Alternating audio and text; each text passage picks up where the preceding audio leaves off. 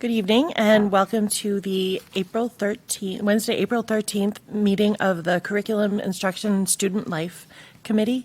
This is a remote hybrid meeting, and we will be using the hybrid model today using a remote meeting application provided at no cost to our district with captioning, allowing for remote participation and for public access to the open portions of the meeting. We are also recording tonight and being broadcast and streamed by BevCam. So thank you, BevCam. On June 16th, 2021, the governor signed the Chapter 20 Act of the Acts of 2021, and on February 12th, 2022, he extended provisions to, among other things, allow public bodies to continue to hold meetings remotely until July 15th, 2022. This specifically suspends the need for a quorum and the chair to be physically present and asks our body to use technical methods to allow safe public access. We would encourage viewers to utilize the BevCam streaming options this evening if possible.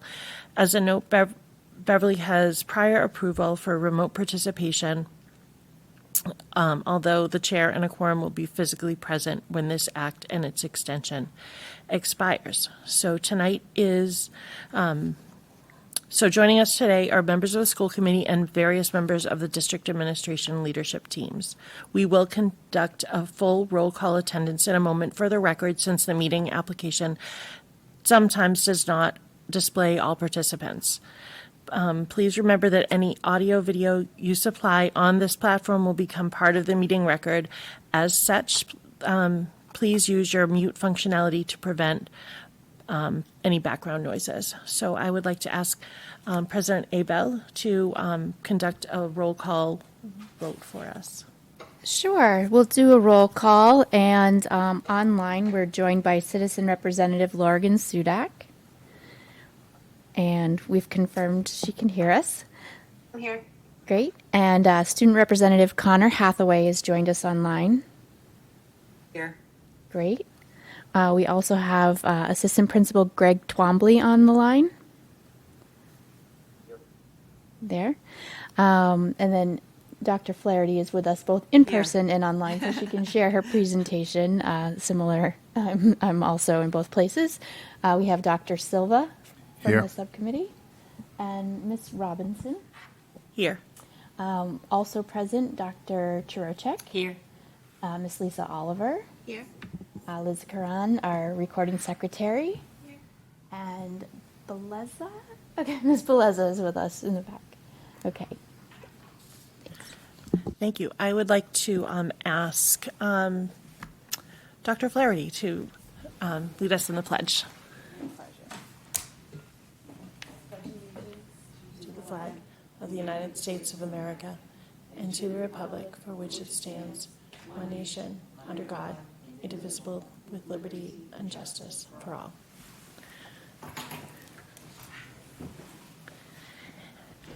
And I would now like to turn the meeting over to Dr. Flaherty. Thank you.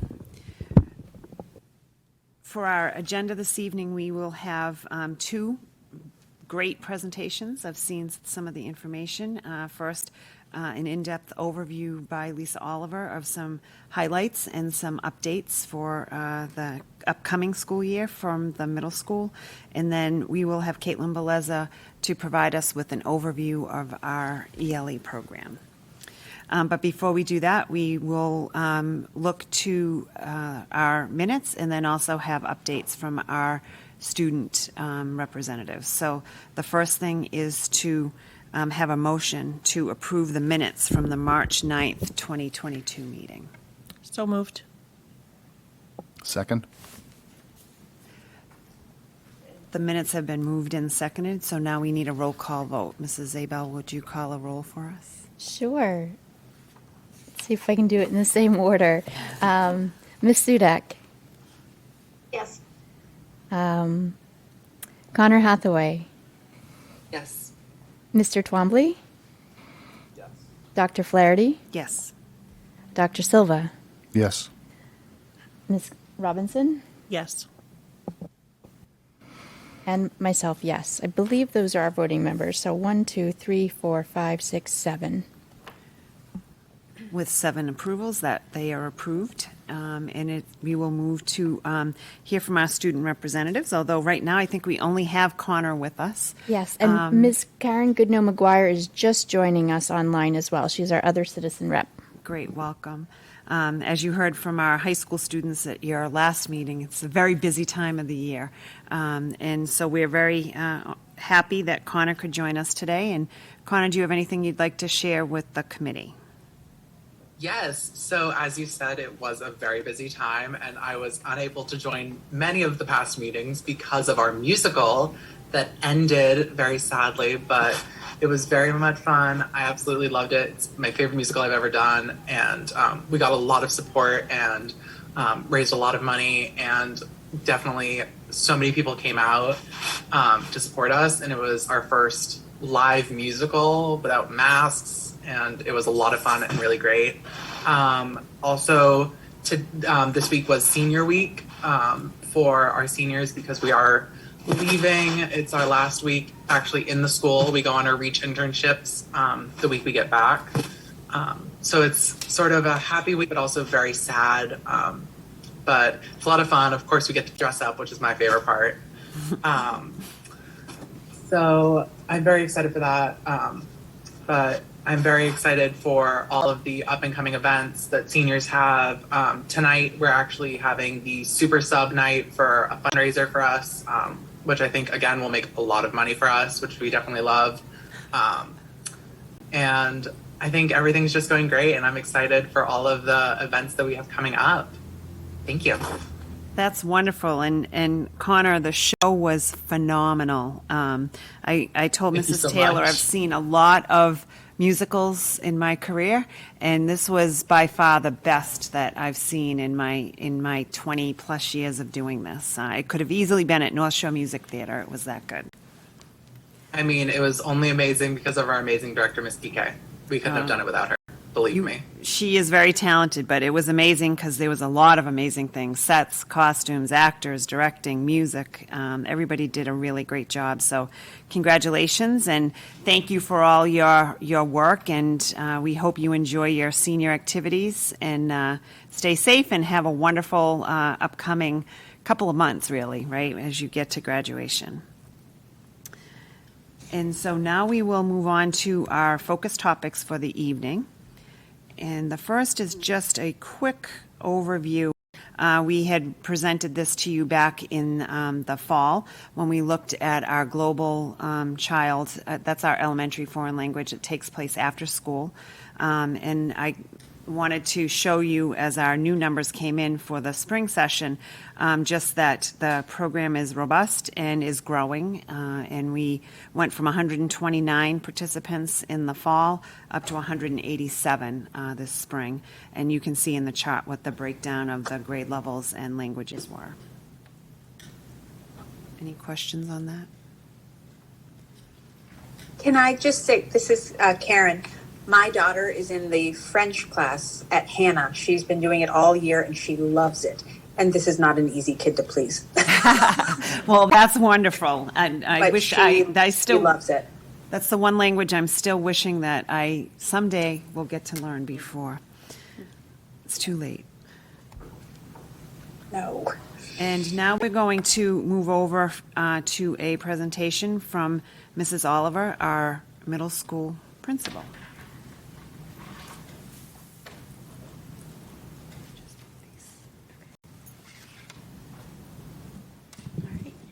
Good evening. Thank you for having me. I'd like to introduce the leadership team for the middle school. Myself, here I am. And grade 5 assistant principal, Kate Twombly. Grade 6 assistant principal, Miss Jamie Norton. Grade 7 assistant principal, Erica Pascarelli.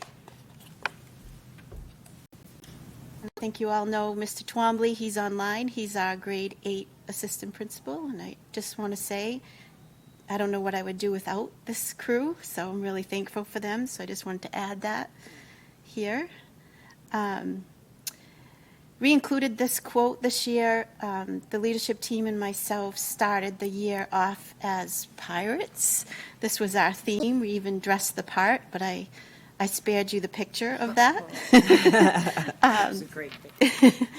But the key to this was taking some risks and not being afraid of what the year had to offer us, and really sharing with the staff some engagement strategies. We shared a book called Teach Like a Pirate, hence the pirate theme. So that's how we kicked off the year. So I'm going to talk a little bit about community and student culture and the importance of having everybody involved in this. This is our BMS mantra. If you haven't heard of it, it's be cool, be brave. We want to be kind, reach for more. Actions count, value the moment, and everybody matters at BMS. We believe that supporting the staff is really important at BMS. Happy teachers equal happy students. A shout out to our PTO, who is amazing every year.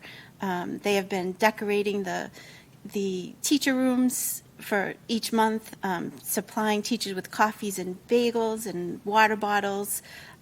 We also have, as an administrative team, provided a lot of food, raffles, A lot of feeding. a lot of food. We like to feed the staff as much as we can. In terms of SEL and mental health, we've had the NAN project come in. We've done some presentations on digital citizenship. Dr. Morgan has been an integral part of doing some presentations for both students and teachers. We have a focus on family outreach. We added an additional guidance counselor this year, including an outreach coordinator as well.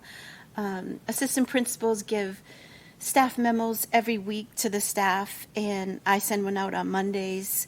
So we're trying to keep the communication strong. We did have a 6th grade teacher run a book club this year called Lost at School, which is around restorative practice and positive discipline. And Dr. Morgan has also been coming in and modeling some restorative practices in circles with students. We have had our Mantra Mondays and believe we have a shared value and mission. This is an example of Mantra Mondays. We talk a lot about it, so we thought it would be good to tell you what the topics were. So here they are. We started in January, a little late this year, and it ran through March, but you can see each Monday we had lesson plans that were put together by a group of teachers that each grade level presented. So team building, being kind, actions count, really just building the community at the middle school where everybody matters. We have piloted this year. We have 2 teams piloting the house system, which is really it's a strategy of making a very large school seem smaller. So we started out with, as I mentioned, 2 teams. There's 4 houses. This is something that I did at the elementary that I found to be really successful. The kids so far are really enjoying it. They've had some dance-off parties and presentations in the auditorium. We did purchase, the picture to the right is an example of an app that we purchased that allows teachers to keep track of positive behavior. This is something that we're hoping to expand this year in the rest of 6th grade, and then hopefully expand it next year into the remaining grade levels. But so far, so good. We do have a group, peer leaders. They just recently completed some additional training from ADL. They've been learning about biases, stereotypes, racism, sexism, and how to present these topics to other students within the building. They organized the 2nd annual Color Wars. They raised over $1,000, and that money was donated to the Northeast Animal Shelter. So this just goes along with the No Place for Hate, which the peer leaders are spearheading. We want everyone to feel welcome. These are some pictures of what Color Wars looks like. This is grades 5 and 7. and some additional pictures of grade 6. So you can see grade 6 was green. This year, we started a new chapter of Best Buddies. Our assistant principal, Kate Twomley, took the lead in this. So we have this up and running. You can see they've done a number of activities together. Recently, they went bowling, and this is also a very successful endeavor. We've had some community partnerships with Salem Sound Coast Watch. We had an enormous amount of parents that came out and school committee members that also joined us. So we're looking to continue this going forward in the future. This is another example of a community partnership. We had BMS parent Jay Daly come in and did some work with our strings and band students. And this is our Panther Cub production, which I have to say also did go really well. Aaron Swinnick was our director. I thought he did an excellent job. Students were really excited about this particular show, and much like we heard from the high school, it was nice to... It's fabulous. Yes, it was really fabulous. So they did a great job, all the kids that were involved and the directors. And one of my favorite shows. And one of Dr. Flaherty's favorite shows. All right. I'm going to move through this a little fast because it's something that we've talked about before, but these are some after-school activities that we have going on. We have a number of clubs. So we have the Equity, Diversity, and Inclusion Club that meets. We have the BIPOC Voices. This is a book study that is being done here in the library with our librarian, Ms. Wozniak. We have Retro Gaming Club happening, very popular club here at the middle school. We have a STEM club. We have students doing coding, 3D modeling, pieces of robotics. This is a year-long club with Mr. Hanlon. We have badminton club. We have a couple of different art clubs running. We have some run by one of our art teachers, and we also have an art club that is happening through our PTO. We have a GSA club. We have a chess and cribbage club. And we have an international friendship club, which is also run by Ms. Wozniak, which has a number of students involved. Academics and curriculum. I wanted to take the time to focus a little bit on project-based learning. It's something that we're really trying to have students involved in. We've had a number of teachers take PBL classes, with Judy Miller. Kate Twombly's also involved in some of the presentations for UDL. So these are some examples here. You can see students created a life-size game board here on the left.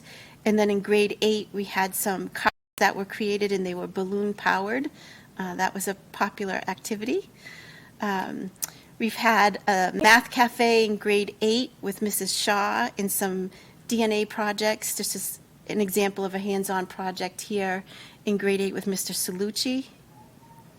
I visited grade 5 when they did a colonies presentation. They invited lots of people from the community to come in and to view their presentations. They worked really hard on this. They had to convince people to join their colony. They talked about trading. They talked about what their values were, what goods they sold, everything that represented, their colony. We had almost as many adults as students coming through looking at these projects, so that was exciting. We gave them feedback. In math, they are also creating games and having students participate from other classes in game boards that they're making. This was another large PBL project that actually is presently going on in grade 5. In STEM, we have a lot of activities happening here. You can see down in the left-hand corner, this is an example of the Sphero robots that Mr. Hanlon is operating in his STEM class. They are creating some golfing activities there in the middle, and then building some bridges with various materials to the right.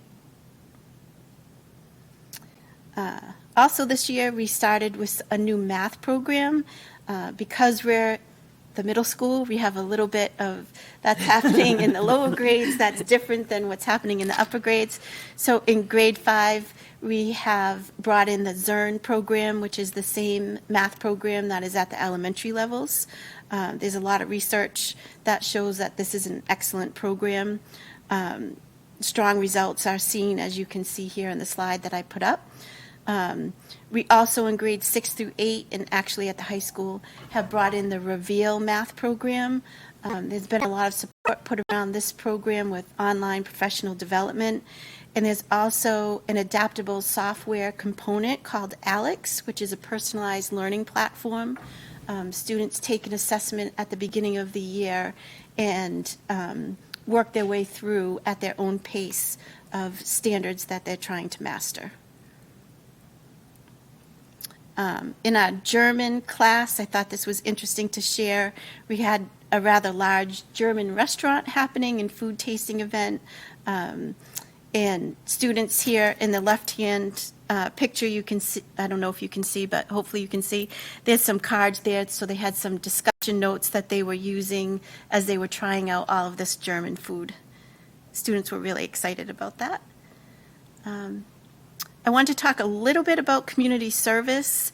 In grade 6, our 6 Tigers, they have put together, and this is needed, a cleanup here at the BMS campus, McEwen School, Belch Park, and Shoe Pond Walking Trail. They're going out all the Mondays in May and June, and they are collecting trash and cleaning up these different areas, including our campus. So we're excited about that community service opportunity. And then in grade 8, we have our civics projects are just starting now. So you can see here in 2 of the pictures, this is this year. They're working with their identity and what some activities are that they might want to utilize for their grade 8 civics project. I added this newspaper clipping here to the left, just to show that a lot of the kids choose activities that can be more community service related, which is encouraged. So this was a student last year that made the paper. Her project advocated for Braille menus in Beverly. So that's just one example. This is our grade 6 team having some fun.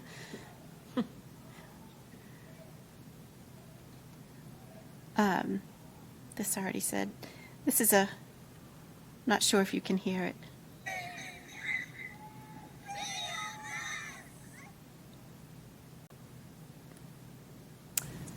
That didn't play very well.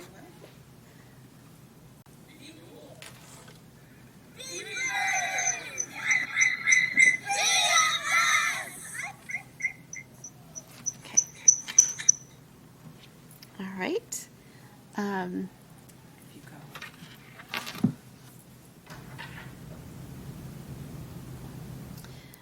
As Dr. Flaherty is pulling up the next presentation, that was the overview of some things that have happened this year at the middle school. Another piece that I'd like to present to you today is our Bms Schedule Recommendation.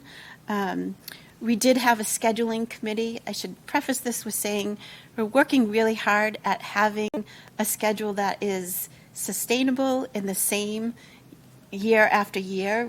Since I've been here, we keep creating new schedules, and we were hybrid, and then we were remote.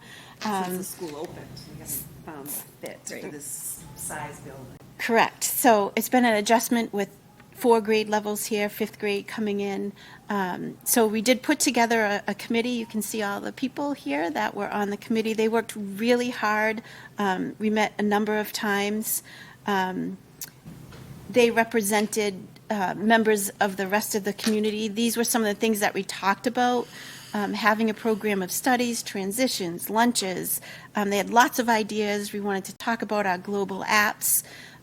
It's really important to our middle school teachers that they have team time and content time.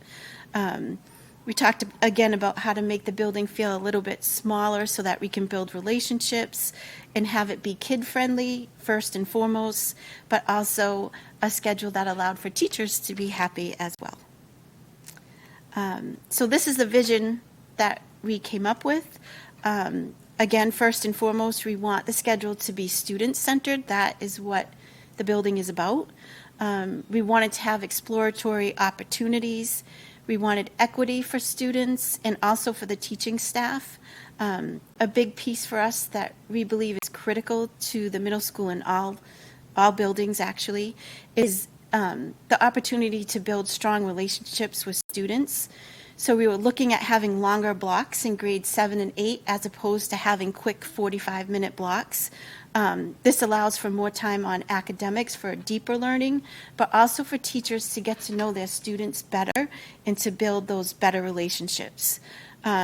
Within the schedule, we also wanted to have academic team time. This looks different in what I'm going to reference as the lower school for grades 5 and 6, and then again different for our upper school in grades 7 and 8. So academic time in grades 5, 6 would include a responsive classroom time, which is currently up and running, and then academic team time in the upper grades would also include some time for SEL lessons, for interventions, for team activities, for that community building aspect of the day. And so that is built right into the schedule that I'm about to share with you. Within this schedule, teachers are supervising the lunch period instead of administration doing it by themselves. The reason for this, again, is because we want students to have strong relationships with multiple adults in the building. Teachers have close relationships. They know their students, and this has helped with behaviors in the cafeteria in what is a more unstructured time as opposed to a classroom. And we have built-in team and content time and some flexibility within the schedule. So this is an example of what a grade 5 schedule looks like. So you can see that they have 2 global app periods, one at 10:20. It actually rotates, but for the Monday, Wednesday, Friday here, you can see they have a global app 10:20 to 11:05, and then they have an additional one at 1:25. On Tuesdays and Thursdays, it looks a little bit different. But we were looking again for a little bit longer blocks, which we were able to carve out in this particular schedule. Grade 6 mirrors the grade 5 schedule, so it's really a lower school schedule and an upper school schedule. So again, their global apps Monday, Wednesday, Friday look different than on Tuesday and Thursday. Grade 5 and 6 representatives really worked hard together to make this more equitable for the students and for the teachers, so that they could share this schedule format. Grade 7 and 8 is the same.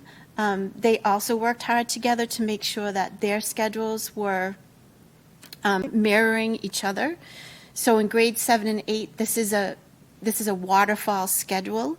Again, they have 2 global app times, and you can see that on Mondays, the time for academic blocks is a little bit different than it is on Tuesdays. Students would have 4 longer blocks during the day, and then that waterfalls throughout the week. That is the same for grade 8.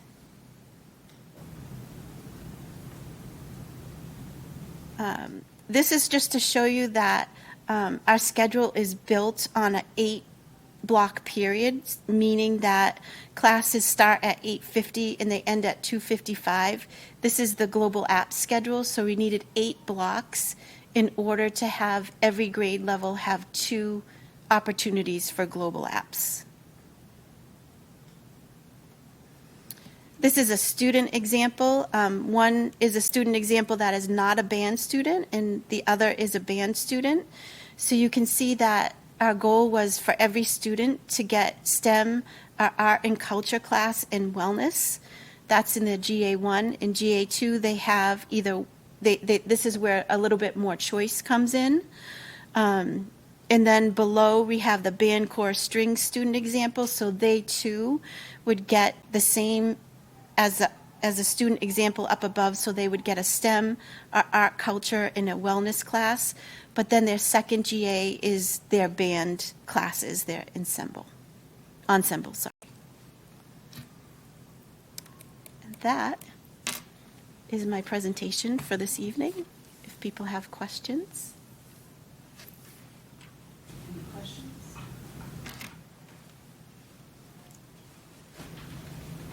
Thank you. I know that Thank you. a lot of work went into that, and for the first time, I think there really is a real consistency for the global apps for students.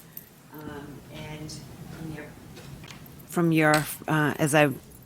for those that weren't hearing because my mic was off, you guys worked really hard to develop this schedule, and I think this is for the first time we're going to have a true consistency of experience for students, which, especially in their global apps, which I think is outstanding. And it also allows for some choice, which is something that we're looking towards. And in your overall presentation, I think your school's as busy after school as it is during the day. So thank you. Question. Mrs. Robinson. I just didn't, was there a time for recess in there? I just didn't, I left my glasses at home, I'm sorry. So 5th and 6th has recess? Yeah, lower school, not in the upper school. Thank you. There it is right here. Yep. 12:40 to 1. Yes. Thank you, Mrs. Oliver. Thank you. And now I'd like to invite Mrs. Beleza to come and talk about our English Language Learner Program.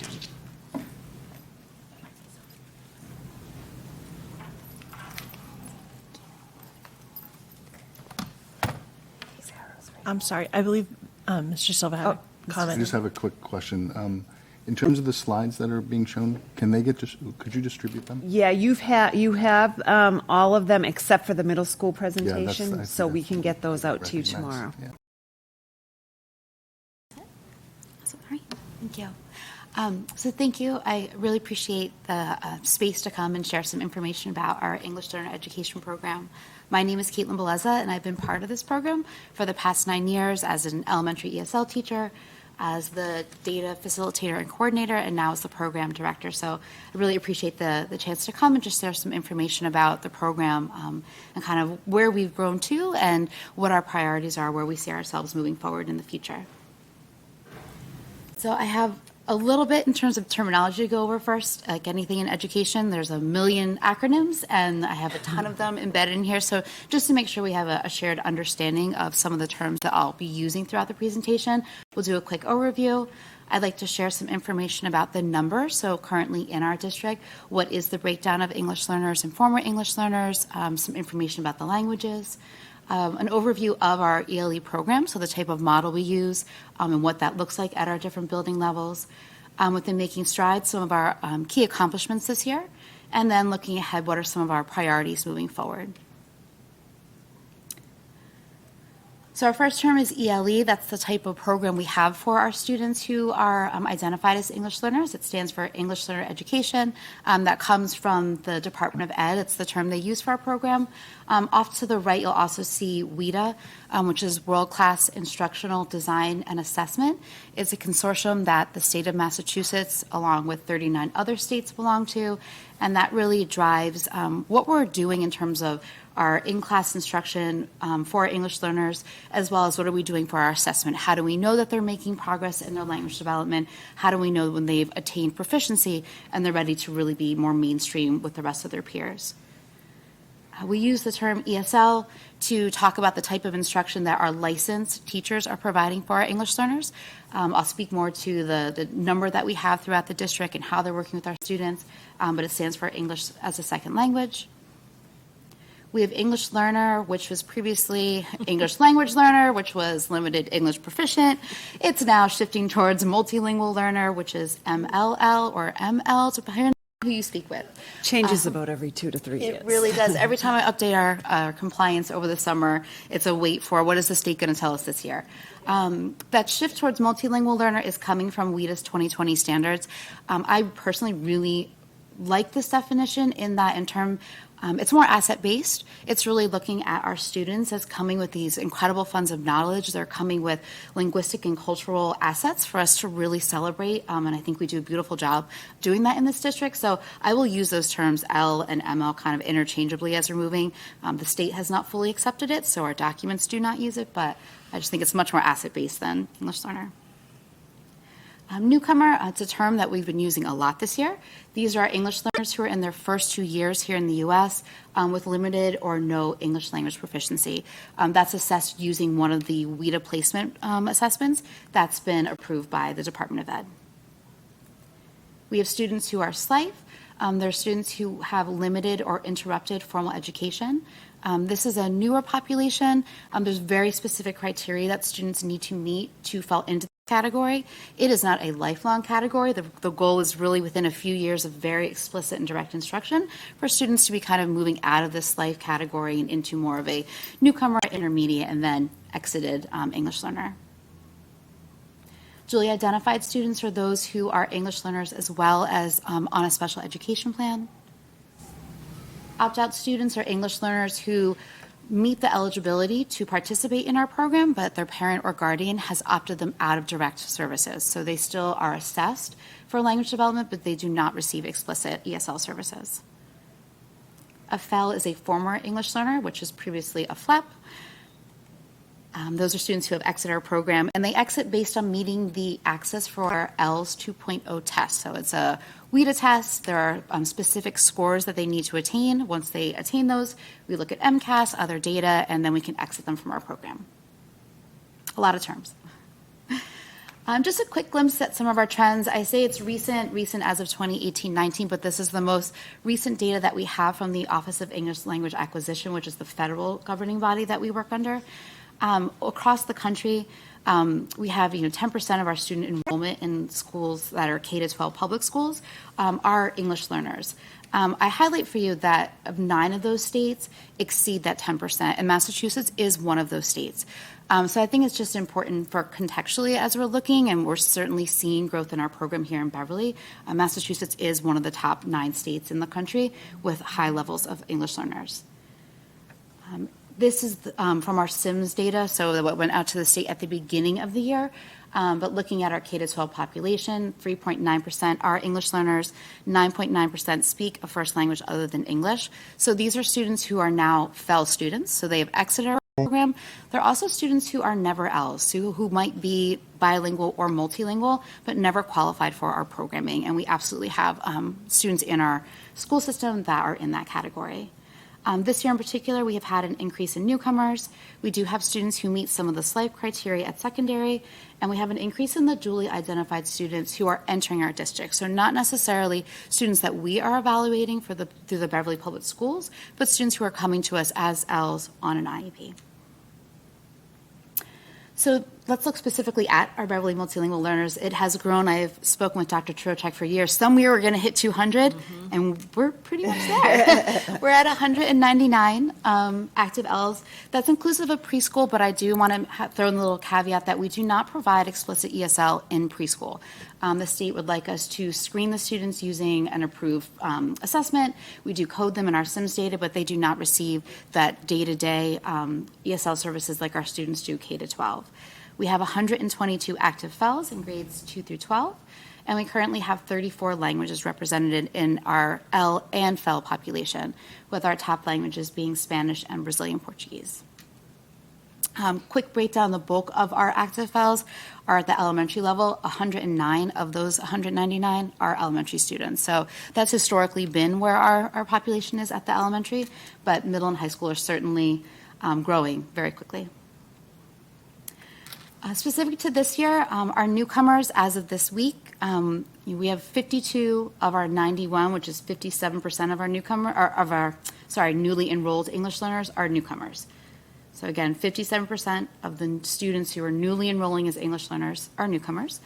Of that group, 37 of them have arrived from Brazil, 7 from Guatemala, 2 from Russia, and then we have 1 from Albania, China, the Dominican Republic, El Salvador, Honduras, and Nepal.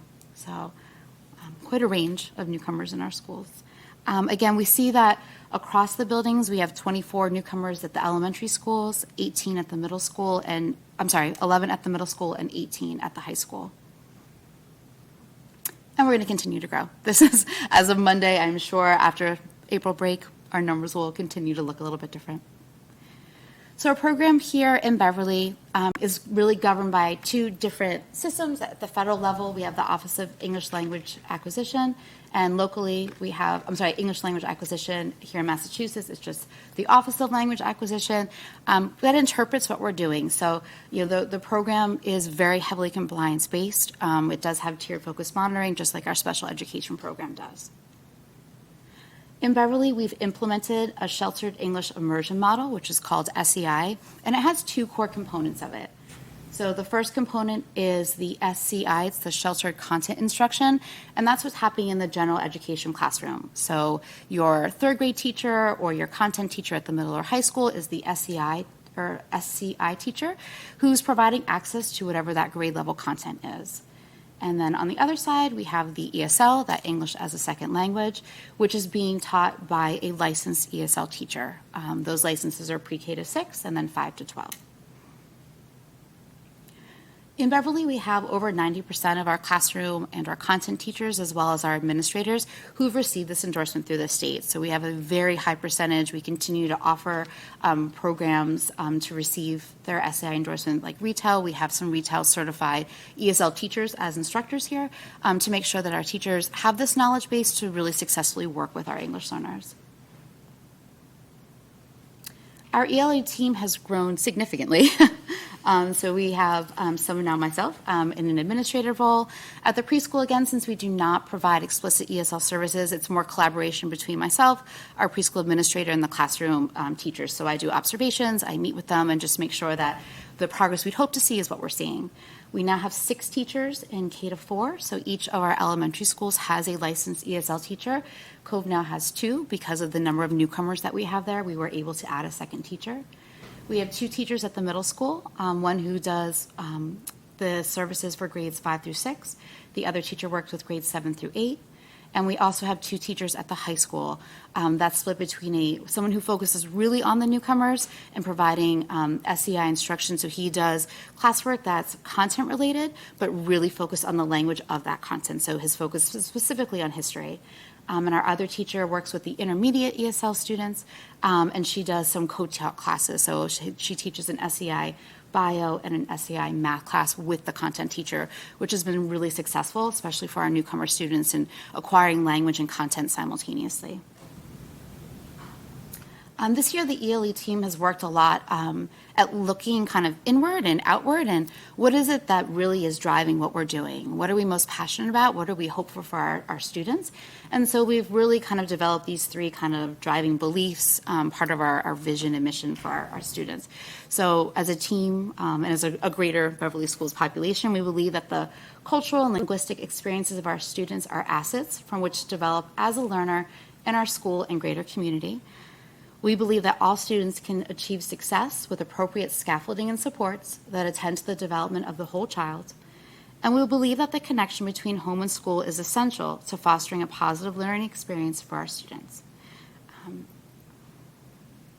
So with all of that, it's really helped us kind of drive, what are we going to focus on this year? How are we going to really amplify the voices, the experiences, and the talents of our multilingual learners, because they are vast and awesome.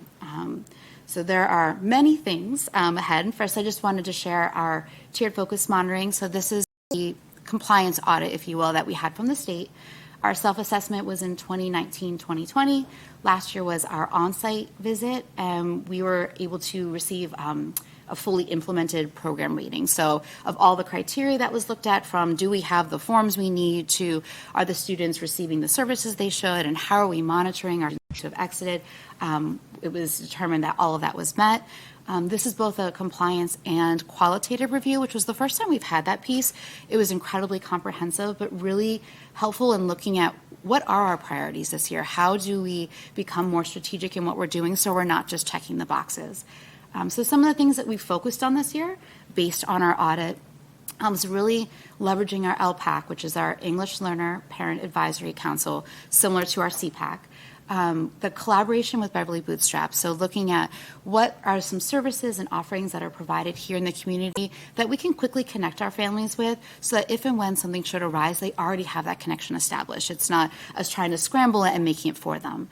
Really working to support our families. So with our newcomers, there's a need for English language development for the family members. And so we have some of our ESL teachers who have developed and implement quarterly adult ESL classes. We've done them virtually, we've done them in person. We've been really successful. We have parents who come back every single session, have phenomenal feedback. So it's a program we're really excited about and we'll continue to develop based on the need.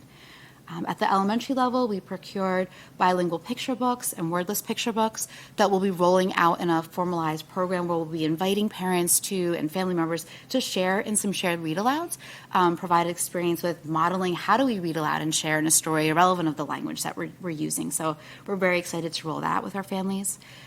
We have our annual kindergarten. This year it's going to be first grade as well. Family literacy night. So we do a shared reading. There's always some kind of food. We do activities. We're excited to bring back our end of the year celebration. It's always been kind of a highest attended for us to celebrate the success of our students. We should hopefully have our access results so we can celebrate students who have met criteria to move on from our program, which is very bittersweet for many of them, including the ESL teachers. But definitely something we want to celebrate. We've been working very closely with the elementary team, with Dr. Flaherty, on the ELA curriculum pilot. So that's been really essential to our work in that our ESL curriculum is totally aligned with our ELA curriculum. So what we're doing in our ESL classroom is based on whatever the essential questions, the vocabulary, the comprehension skills, the grammar. And so our teachers work really closely across the elementary schools, across the different grade levels to make sure that what our students are doing in our classrooms, the ESL classrooms, is very easily transferable back to their classroom. So it's been a really great experience for us and we're really thankful to have been part of this. We have after-school programs, tutoring, again with the wave of newcomers, especially at the high school, we were able to pivot very quickly and look at creating a newcomer pathway in the model we already have. So it is not a new program. It's still part of our SEI program, but we're able to kind of divide out and allocate our resources a little differently to attend to the very specific needs of those students. We've been working very closely with Julie Ferrara in terms of the seal of biliteracy.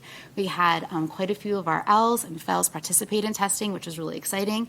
We're working with the North Shore Community College on a course. So again, a piece of what Ms. Ferrara is working on, but I've been collaborating with her just to better understand what it is we're doing and how is that attending to the needs of our students. Collaboration across the district and even into our greater community, thinking about how do we welcome refugees, especially from areas that we may not have previously welcomed into our community, and do so in a really warm and compassionate and authentic way. So we've had many discussions in looking at who are our stakeholders in the school, who are our stakeholders in our community, and how do we prepare for if and when families do begin to join our community.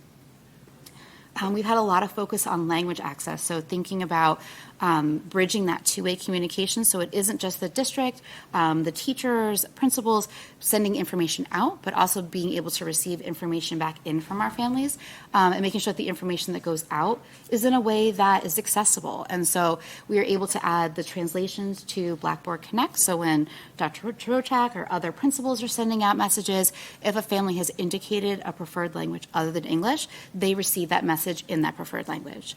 We've been using a lot of apps, Google Translate, Microsoft Translate, Apple Translate to facilitate in-person conversations if we are in the moment are unable to bring an interpreter in. So certainly for a more formalized meeting, we would have them, but when someone's coming in to register or if someone is coming with a quick change in plans, we're able to utilize that.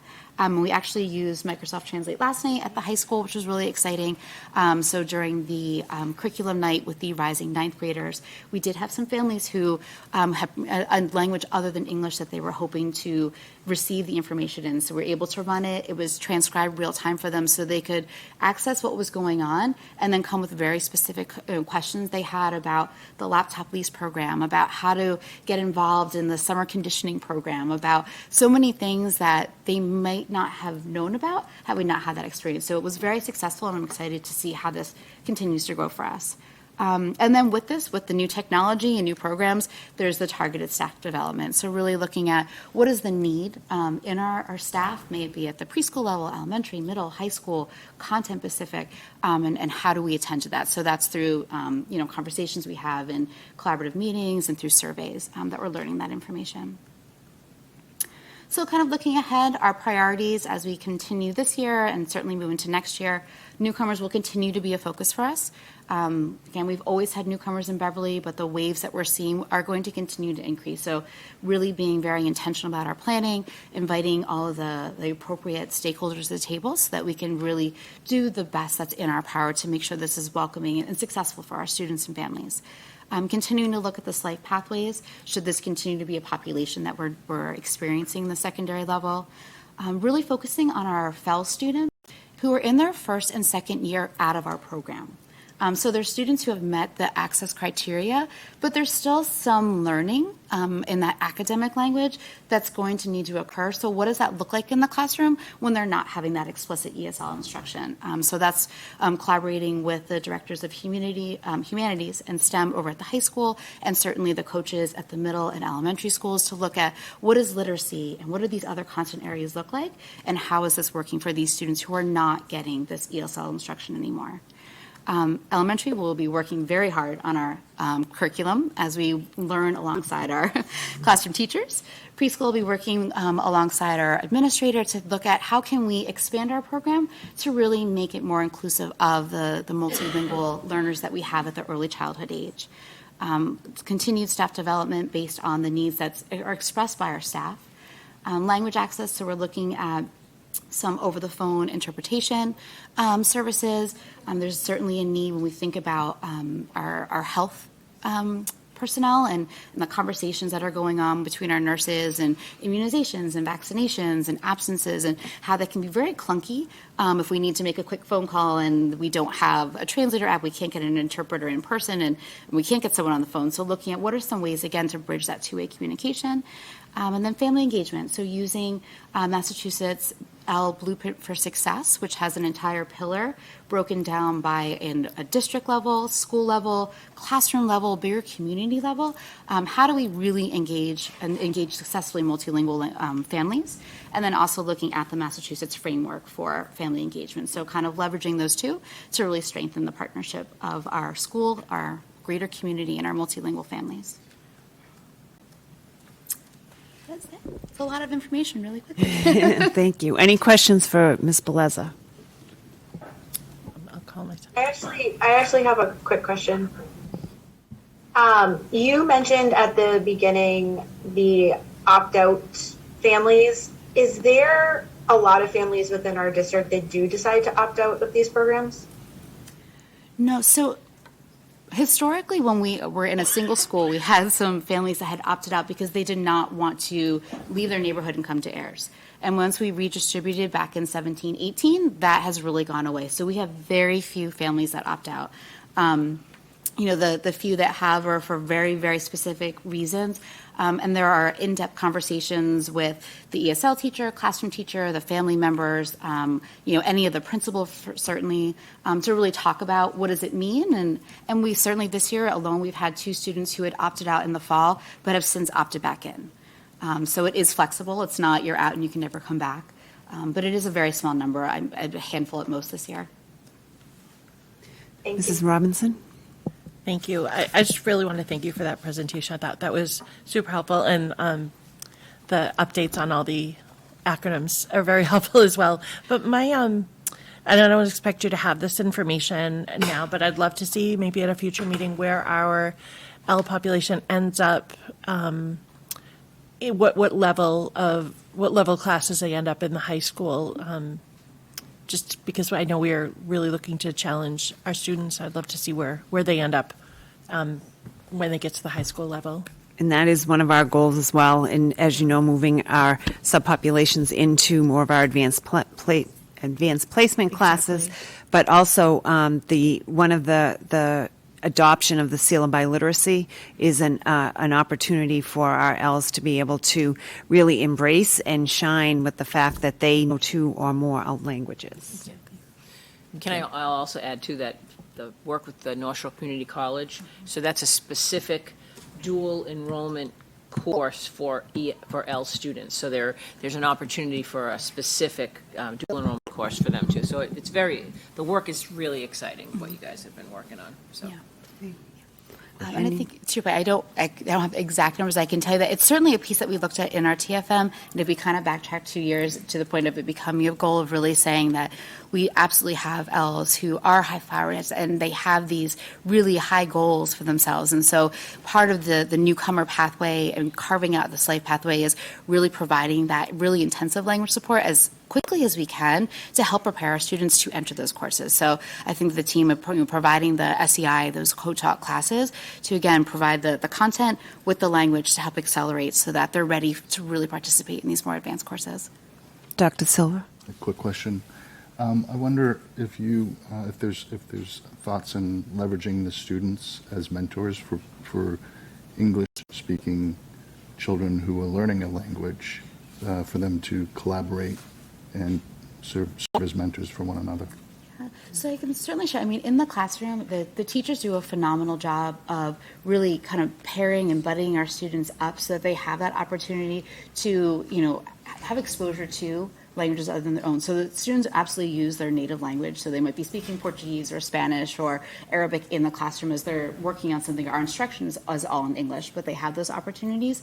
We've absolutely talked about kind of that allied program. So looking at within our welcoming process, having kind of a newcomer ambassador, if you will, who would be our district-wide staff, and then our allies being students who are in our population, really putting that out to the students for anyone who's interested. So whether it's someone who's a FEL who wants to work with our newcomers, if it is someone who has been learning another language in a course at school, someone who just wants to meet other kids and be exposed to other cultures. So we absolutely have had those discussions really specifically at the middle and high school, of thinking how can we bridge that community and really support students. So it is something that's on our radar. But as you say that, it may also be a nice way to bridge our students that are using the foreign language after school and Right, giving them some opportunities to use what they're learning there. And the new students will learn from the English-speaking Both ways, learners. yeah. Any other questions? Okay, just before we close, I just want to thank Mrs. Beleza and really stress for you how fortunate Beverly is to have her. I think you can tell from both her presentation and the information on her slides. She is so passionate, knowledgeable, especially around the laws, and what we need to be doing to make sure that we're not just in compliance with the law, but doing the best that we can for our students and making them feel welcome and successful here. So we are very fortunate to have her move from just our data manager up into the director this year. And thank you for all of your work. The monitoring process, the fact that we didn't have any findings is pretty unheard of. So that speaks to her level of detail. So thank you. And if you haven't already done so, if you share the slide deck, that would be great. That is in the slide. Her slides are in the slide deck. Right, so the last thing I just wanted to share is that our upcoming CISL meetings will be on May 11th and June 8th, and I believe that's the end of our agenda for the evening. It is, and just to put it on people's radar, the June 8th, we're starting to plan a showcase of learning that will actually take place prior to the meeting, because there's no way to get everything into 1 hour. So that'll be held from 5:15 to 6:15 prior to the meeting. Okay, thank you. And I would like to entertain a motion to adjourn. So moved. Second. Thank you, and Ms. Abel, could you do a roll call vote for us? Sure. Let me just double check the order I did it before.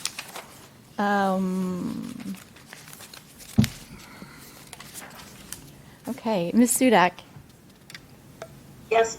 Connor Hathaway, Yes. Mr. Twombly, Yes. Dr. Flaherty? Yes. Dr. Silva? Yes. Ms. Robinson? Yes. And Rachel, 7-0. Okay. We are adjourned. We are adjourned. Thank you.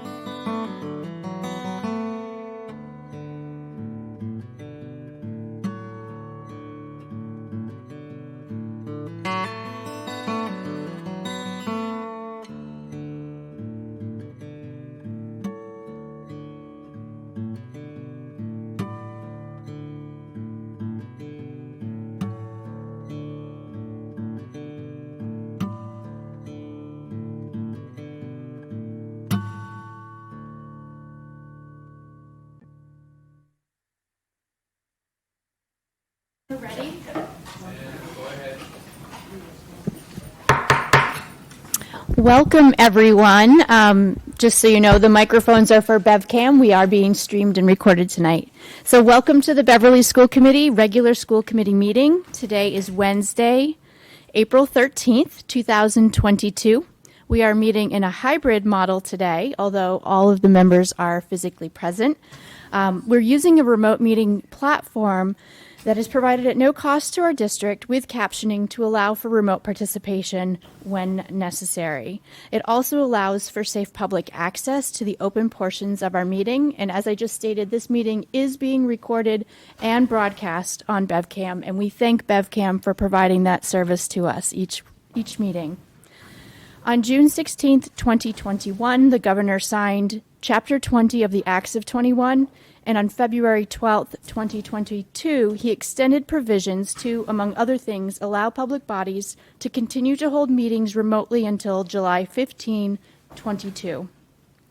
This specifically suspends the need for the quorum and the chair to be physically present and asks our body to use technical methods to allow for safe public access. We would encourage those of you at home to use the streaming options that BevCam offers, if possible. And I also just want to make note that Beverly does have prior approval from the Attorney General for remote participation, but the difference is that the chair and a quorum are physically present for those meetings.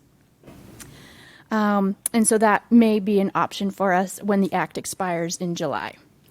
Tonight is a regular school committee meeting. This means that we have an agenda item for addressing our body. There is a sign-up sheet on the table right there. I've added a pen to make it easier if you're here to sign up for that. This is our opportunity for resident voice. You can also sign up in advance and get a link to our meetings by emailing residentvoice@beverlyschools.org in advance of the meeting, preferably by 7 o'clock so we don't overlook your email, since we're not looking at our emails while we're meeting in the CISL. Joining us tonight are members of the school committee and various members of our district administration and leadership teams. I will conduct a full roll call so that you're aware of who else is participating in our remote platform. I'll do that in just a moment.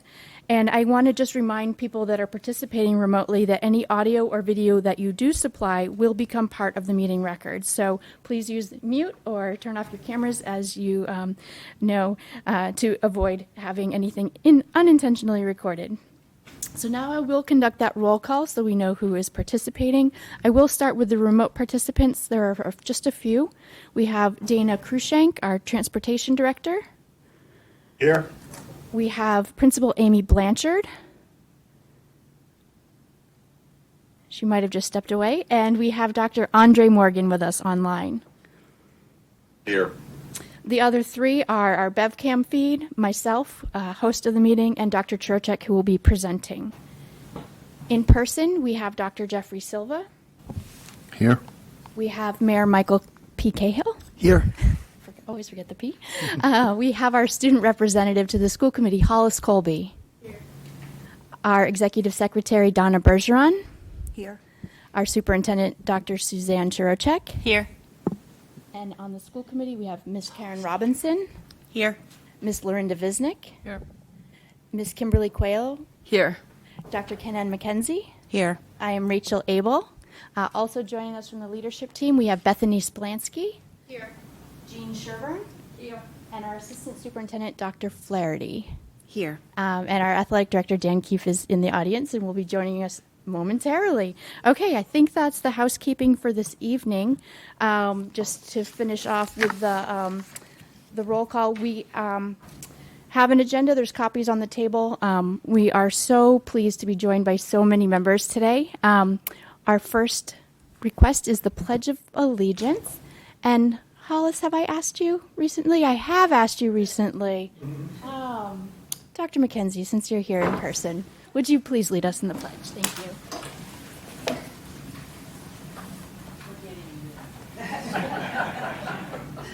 I pledge allegiance to the flag of the United States of America and to the republic for which it stands, one nation, under God, indivisible, with liberty and justice for all.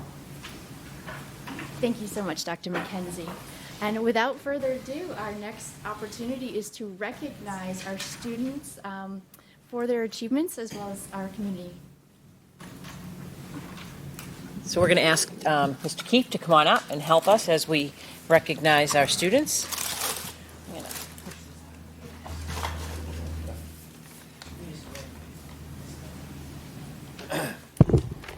These are all our student athletes from the winter season that have been given various recognitions and awards.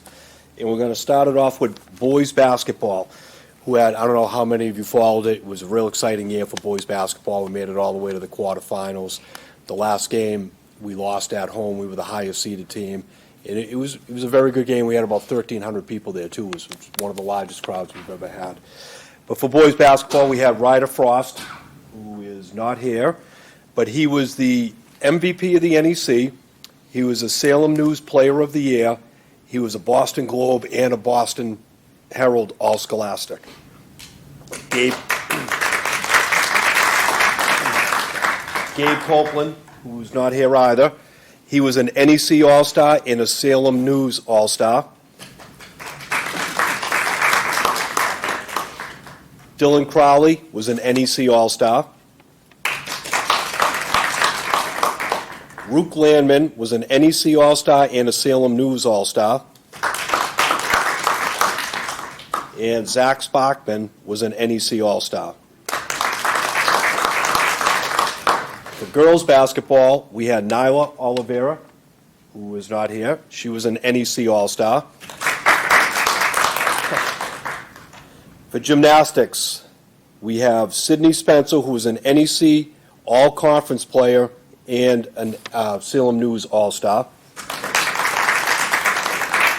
Keegan Richardson, an NEC All-Conference player and a Salem News All-Star.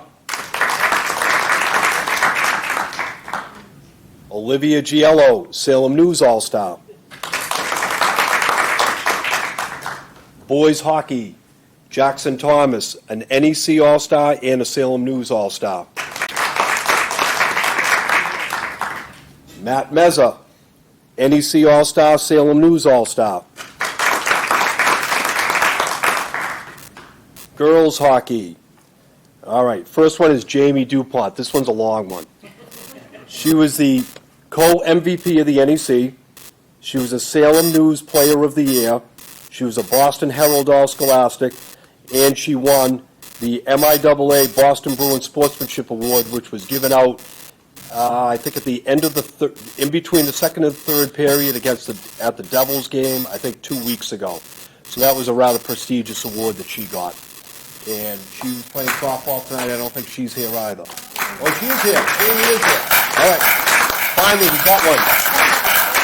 Oh, and I'm not going to embarrass you, Jamie. And, yep, she hit one out today.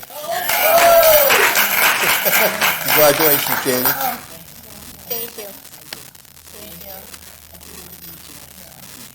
Olivia Giello? Come on up. Olivia, come on up. Olivia from gymnastics.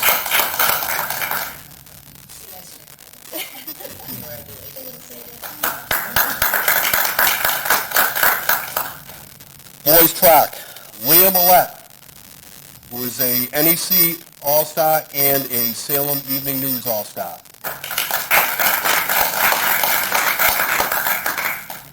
Girls indoor track. Meredith Pascarosa was the NEC Runner of the Year. She was the Salem Evening News Runner of the Year also. Emily Young. She was an NEC All-Star and a Salem Evening News All-Star. Mia Kasperitz was an NEC All-Star and a Salem News All-Star. Olivia Young, Salem News All-Star. And moving on to swimming and diving. Carly Atwood was an NEC All-Conference and a Salem News All-Star.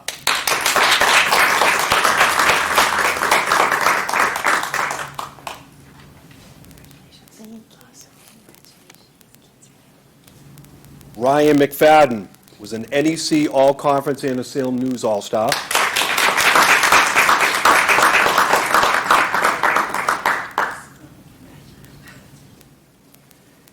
Zachary De Silva Groden was an NEC All-Star.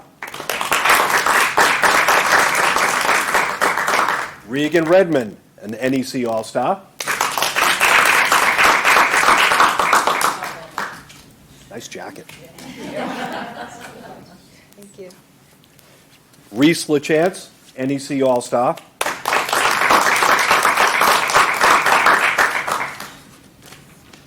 Moving on to wrestling, Garrett McNeil.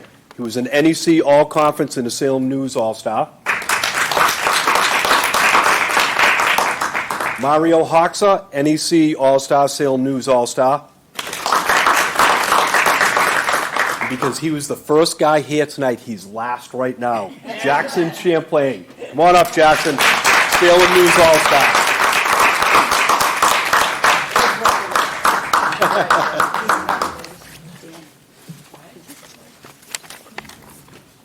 Oh, I forgot Kaylee Cole. Sorry. Oh, how did I? Sorry about that. And I skipped one in, I think it was hockey. Yep. Kaylee Kroll, who was an NEC All-Star and a Salem Evening News All-Star. Thank you. That's everyone. And I really want to thank everyone for taking the time to come out tonight, and I also appreciate the fact that so many students couldn't be here because they're probably multi-sport athletes, and they're probably very busy this time of year, the last week, so. It was a busy day today. We had baseball at home, they won 5-0. Softball was at home, they won 14-2. Boys tennis won at home 5-0. Girls tennis won on the road 3-2. And who am I forgetting anyone? And track scores haven't come in yet. Lacrosse is tomorrow. Girls and boys are both tomorrow. Boys are 1-2 right now. Girls are 2-1. So it brings off to a good start. Congratulations on a great season, so thank you very much.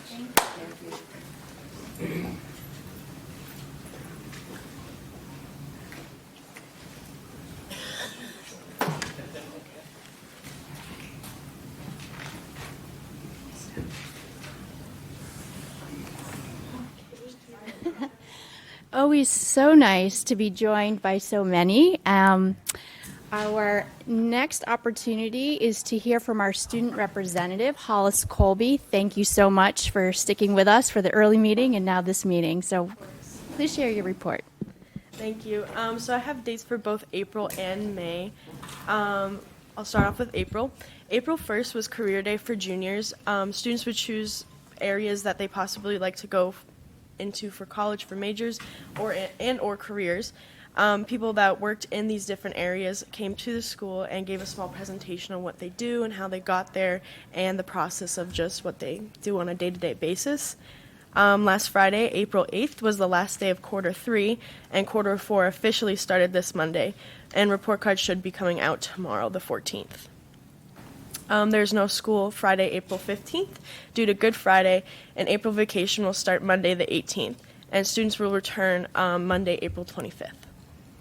This week is the last week for seniors that are doing internships, the REACH program, and REACH internships will start as well on April 25th, Monday, April 25th. And April 26th, juniors who signed up for the SATs will take the test during school hours. For May, I have Thursday, May 12th is Parents' Afternoon back. May 17th and 18th will have a delayed start for grades 9, 11, and 12, or seniors that are still in the building, and classes will start at 10:15. May 20th is the last day of the REACH internships, and May 23rd through 25th will be the seniors' REACH panels. May 27th is the spring concert, and May 31st is a mandatory graduation rehearsal for graduating seniors. And that is all I have for these coming up months. Well, thank you, as always, for making the time to report out to us. We appreciate your time. We also know that you have something due tomorrow, and we will let you go. Thank you so much for being here. Have a good night, everyone. Thank you, Hollis. Okay. Committee, our next action item is the approval of our meeting records from the March 9th, 2022 school committee meeting. Do I have a motion to approve? Thank you, Ms. Visnick. And a second? Second. Thank you, Dr. Silva. Were there any edits, corrections, additions that needed to be added to this record? Seeing none, all those in favor? And no opposed, so 7-0. Thank you all.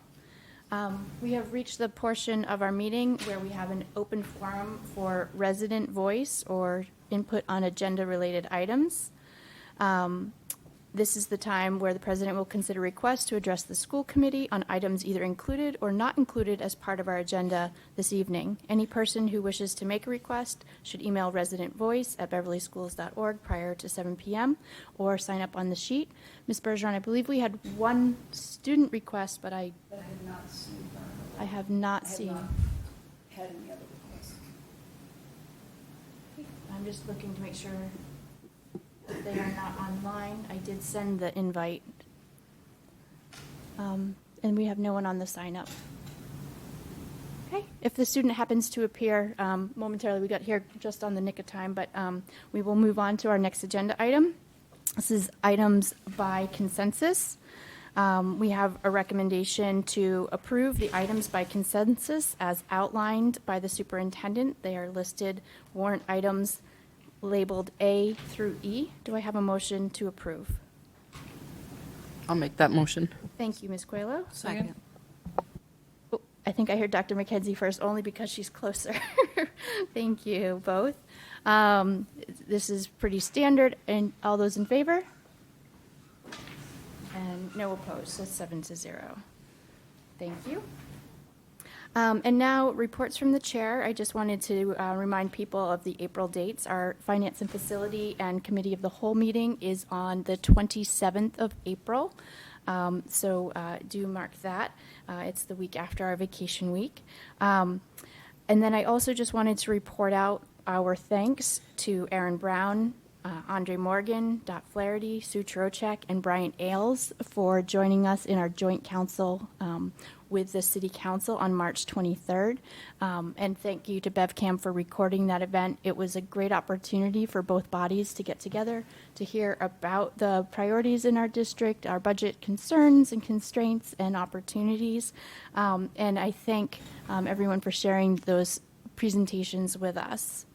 The next item, I just wanted to call attention to the committee members. You should have received in your mailbox from MASC a packet. It had stickers originally.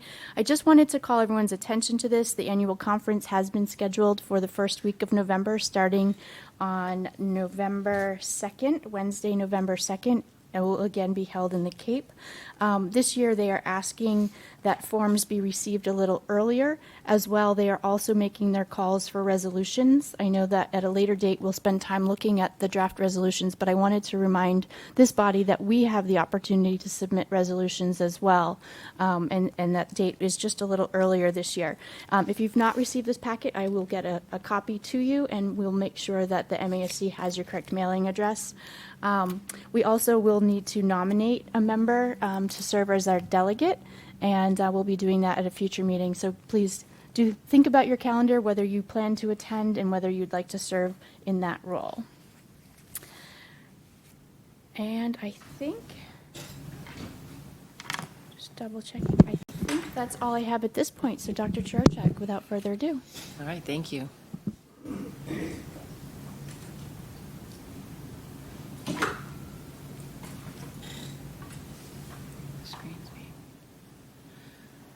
All right. So I have a few items that I have put on the agenda for this evening. First, a quick peek at the COVID, just the update that I typically give at the regular meeting. We're going to talk a little bit this evening about school choice enrollments. That's actually a voting item, so we'll be looking for the school committee to vote on school choice numbers for next year. And then I am reporting on ESSER fund uses, and that's just in keeping with the budget process in the same vein as we have been going along. So first, just the dashboard for, I've had some inquiries, people question, wondering what's going on, these are the numbers that are available on the dashboard. They're updated as of April 8th. I sent a communication out to the community on, I think, Monday. Just a reminder that, we are experiencing a slight uptick. That uptick is in keeping with the community and with communities around us. It's not as significant as the surges that we had back in January, but I did just send a reminder out that, masking is available if families choose to send their child with the masks. Masks are also available at the buildings at each of the entrances for anyone who chooses to do that.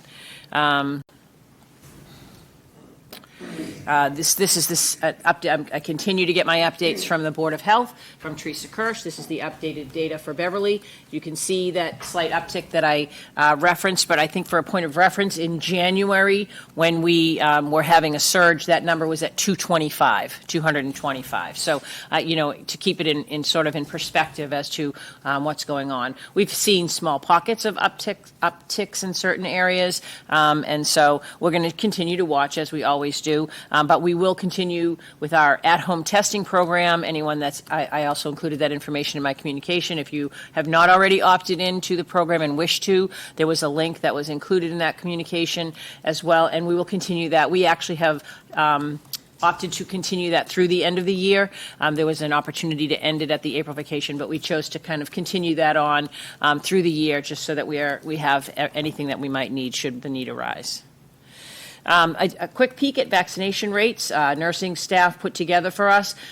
They have all increased since the last time that I shared these numbers with you, but just so that you have a general understanding of what our vaccination rates look like. We have through K to 4, you can see that we're right in the 60% range for most of our grade levels, either with 1 dose or 2 doses. At the middle school, it's a little higher. We are on the higher end of 60%. Some grade levels reaching 70%. And then at the high school, our numbers have really grown, particularly under those that are fully 2-dosed vaccinated. So those numbers are really encouraging for us. We know that we'll continue to do that.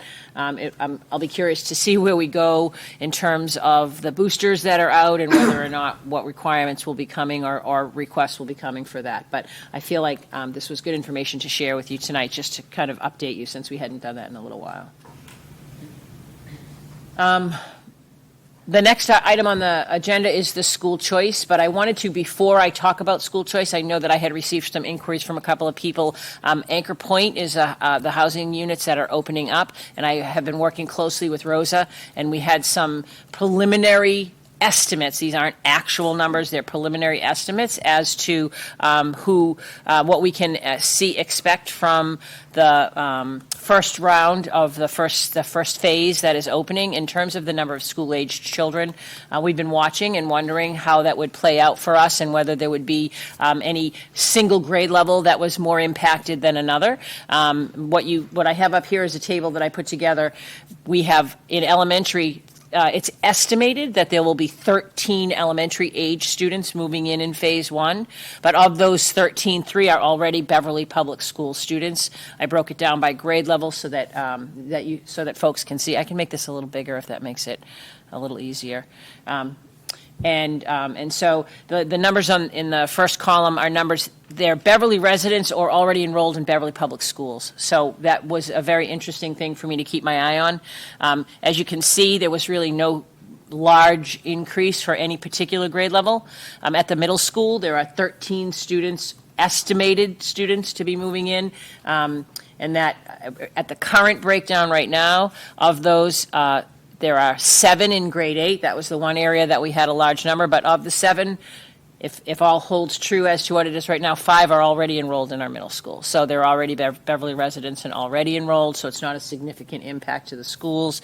And then in high school, there were 9 students estimated to be going into high school and 4 already enrolled. So this is it was helpful for me to just in planning, and I thought as we began a conversation about school choice. I know that was around, some of the questions were around, we're making a decision whether or not to cap numbers or leave numbers the same in different areas. So I just wanted to share this data with you. So again, it's rough numbers right now. The process for confirming all of the people is still ongoing, but it was very helpful information for us to have in terms of planning, and I thought I would share that with you tonight. So. Ms. Bisnick? Have those numbers been like transcribed onto the projected enrollments that are on our sheet for school choice? They were, I would say no. But remember, there's 2 or 3. The numbers are off by 2 or 3. They're not school choice numbers, so they wouldn't change the number of seats we have. But the end enrollments, they're not included. So you can put a 1 or 2 or 3 additional in the numbers in that column. And follow up, Yes, Ms. Bisnick. do we have available to us what the current class sizes are? That was maybe a month ago you presented that to us. In the sheet that says at Hannah, we have 4 first grade sections. Right. So how these, I'm pointing to my screen, sorry you guys. Would you like to see the school choice numbers? Let me join you on that screen so everyone can see it. There you go. Here's our school choice. I added some color coding, but I think this is the one you're talking about, correct? Yes. Okay, so we did not add into the projected numbers here under column H, where I think that's what you were asking. So anchor points not there. They're not included. So there's 2 or you can uptick 2 or 3. I think what's significant to share is that we see a shift of 5 to 10 students in grade level enrollments over the summer. So I share those anchor point numbers to let you know that it actually was a less significant impact. I think we will see the same amount of transition over a summer, whether or not. So just to sort of clarify that's that. fine. I guess where the elementary school children will all go to North Beverly, when we scoot back over to the left of this column, please, when we look at, do we have empty seats in kindergarten through 4? If we overlaid that on top of how many sections do we have in each particular school, especially in North Beverly, I think the answer is going to be it's not going to change. We're not going to need a new section, right? Correct. And then if there were somebody coming in, let's say we're really close to needing a new section in North Beverly because of the additional anchor point children, if somebody wanted a school choice and we voted yes, we would put them at a different school. Correct. So that's a great point. When we accept someone for school choice, they may make a request for a particular school, but we can accept them for school choice, but they are only assigned to a school that has space in it. They don't get assigned to a school that would put them up over a certain limit. So yes, they would go. We assign the school that they go to after the school choice is done. That we don't accept you into a specific school at the point of school choice. We accept you, and then we tell you which school you're assigned to. If we can accommodate a request, we may, but if we can't, we just say you're accepted to school choice, but it won't be at that particular elementary school. Right, and I was trying to ask if we had handy-dandy the sheet that showed us how many sections at each school and the current class sizes.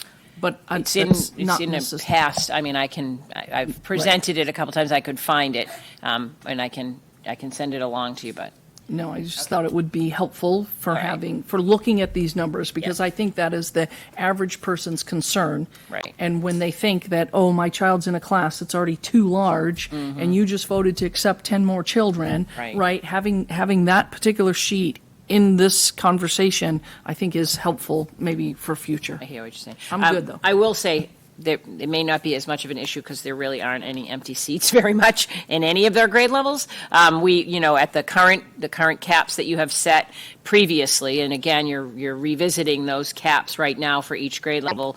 Historically, we voted K to grade 8, kindergarten through grade 8, that we would allot 10 seats for school choice across the district. And in high school, we would allot 15 seats per grade level. And so when you look at column E up here on the on this, you'll see that really we don't have very many seats available. We are at full capacity at most of our grade levels. And I'll explain the color coding just because it was challenging for me. Did you have a question? I didn't. Do you want to ask a question? No, it's not related to school choice. So Okay. Okay. So to just explain how this works, in kindergarten, the committee had voted for 10 slots. That's the guidelines that you had voted. We currently have 10 students sitting in kindergarten. All of those those school choice seats were filled. We don't have anybody projected yet because it's kindergarten. That's why there's a 0, and that means there are now 10 seats available. But those 10 students who are currently sitting in kindergarten will go to first grade, and so therefore, they're in first grade. There are no seats available because the 10 kindergartners are assumed to go to, and once we accept a student for school choice, we accept them all the way through grade 12. So in grade 1, there were only 6 students sitting in our classrooms. So currently we project that there are 6, but we do have 4 seats open, and that would be for grade 2 next year. That's how when we roll them down. There are no seats available in grade 3. There are no seats available in grade 4. There are 2 seats available in grade 5 right now. There are no seats available in grade 6. There are no seats available in grade 7. There's 1 seat available in grade 8. And then you'll see at freshman where we jump from 10 to 15. There are 5 seats available. There are 2 seats available for our sophomores and 3 for juniors and none for seniors. So that's pretty much the data as it stands. And also we have a column that shows you what our requests for. We've had 12 requests for kindergarten, 3 for first grade, 2 for second grade, 1 for third grade, 1 for fourth grade, 3 for fifth, 4 for sixth, 3 for seventh, 3 for eighth, and then some at the high school level as well. Could you remind us how long parents and guardians have to make a request? What's the Yeah, so we are accepting them up until May 1st. Is that through parents have till May 1st to make the request. We then hold a lottery for any of the open seats. We hold the lottery every year, even if there are no seats available, because then we establish a wait list for families. If a seat becomes available, we then go down through the wait list to see if someone, if someone were to move out or to inform us that they were not returning, then we would go right through the wait list, and we maintain that wait list throughout the year. Okay, and then Ms. Robinson, go ahead. Thank you. So I understand that once you're in, you're in. But say a student is placed at North Beverly, they would stay at North Beverly. They would get to Yes, stay at we North do. Beverly. We would not move a student once they're placed at one of the schools. Okay. But we wouldn't place new students that request a seat in a school if that school was at capacity. Thank you. Ms. Bisnick. We have the ability to vote on a grade level basis. We don't have to do 9 through 12 all the same, correct? Correct. And so where we see, all right, so here's a very potentially subjective question. Do you expect that somebody, the one person asking to come in grade 12, would actually come in if we had a seat for them? Like, do we see that ever, that somebody transfers for their last year of school? I would defer to Donna, but I think the answer is yes. We do, yeah. Yeah, we do see that. Not often, but Yeah. we do. And sometimes there's extenuating circumstances for that. I might, as sorry. we move forward, before we vote, I might make a motion to raise the number at grade 12 to 16 instead of 15, to allow that one student to come in based on the total class size. Put a pin in that. Yes, please. Might make a motion. So can I just explain one other thing, because I had sent this out to all of you, and it had said that we are anticipating to have 373 ninth graders.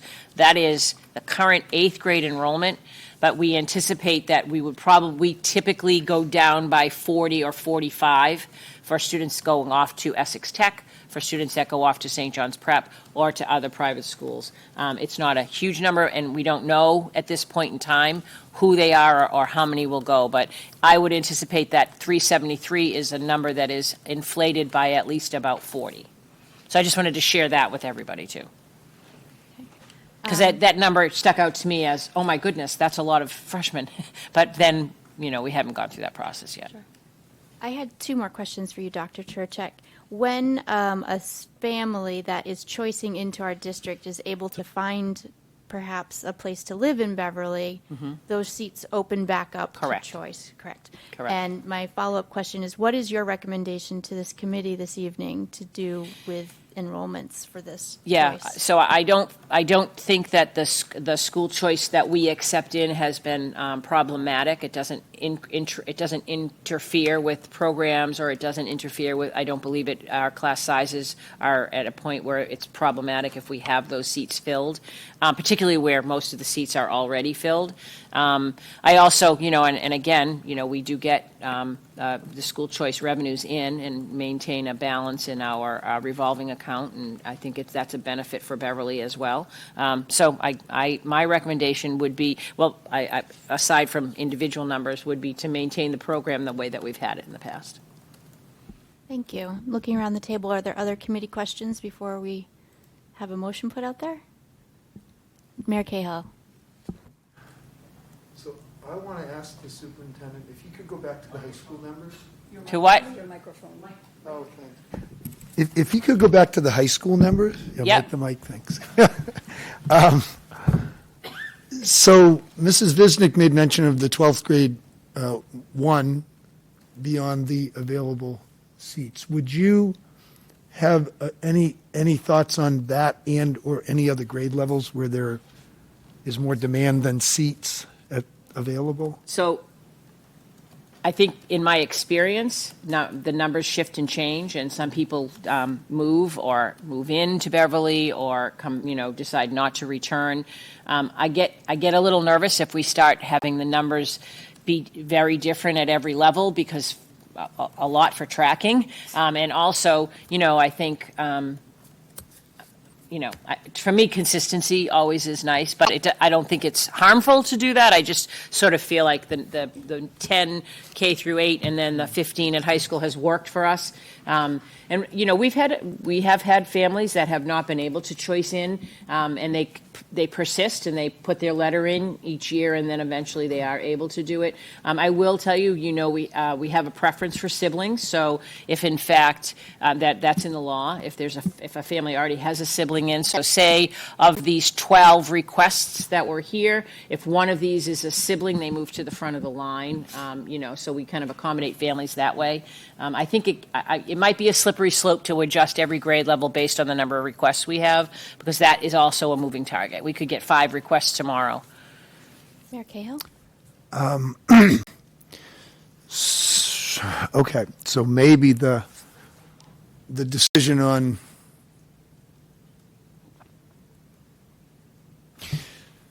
so we have a high school that was built smaller than the middle school, so its capacity is less. We have smaller class sizes at the high school naturally, with the decisions that some families make to go to private high schools or the tech. We have a five student per grade uptick allowed. I guess it's, the question is, when you look at, in this instance, it would be 1 student for 1 year. If we looked at high school differently than middle school beyond the 5 student difference, but looking at capacity, how would that get managed? I heard you say that, we have 2 slots available at 10th grade. If we had 4 families applying, four students, and Then we hold a lottery. No, I understand all that. Okay.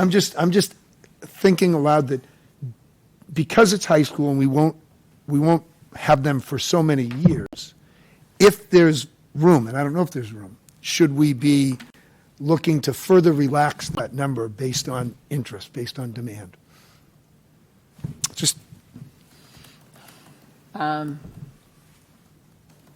think Dr. Silva has a question or a comment.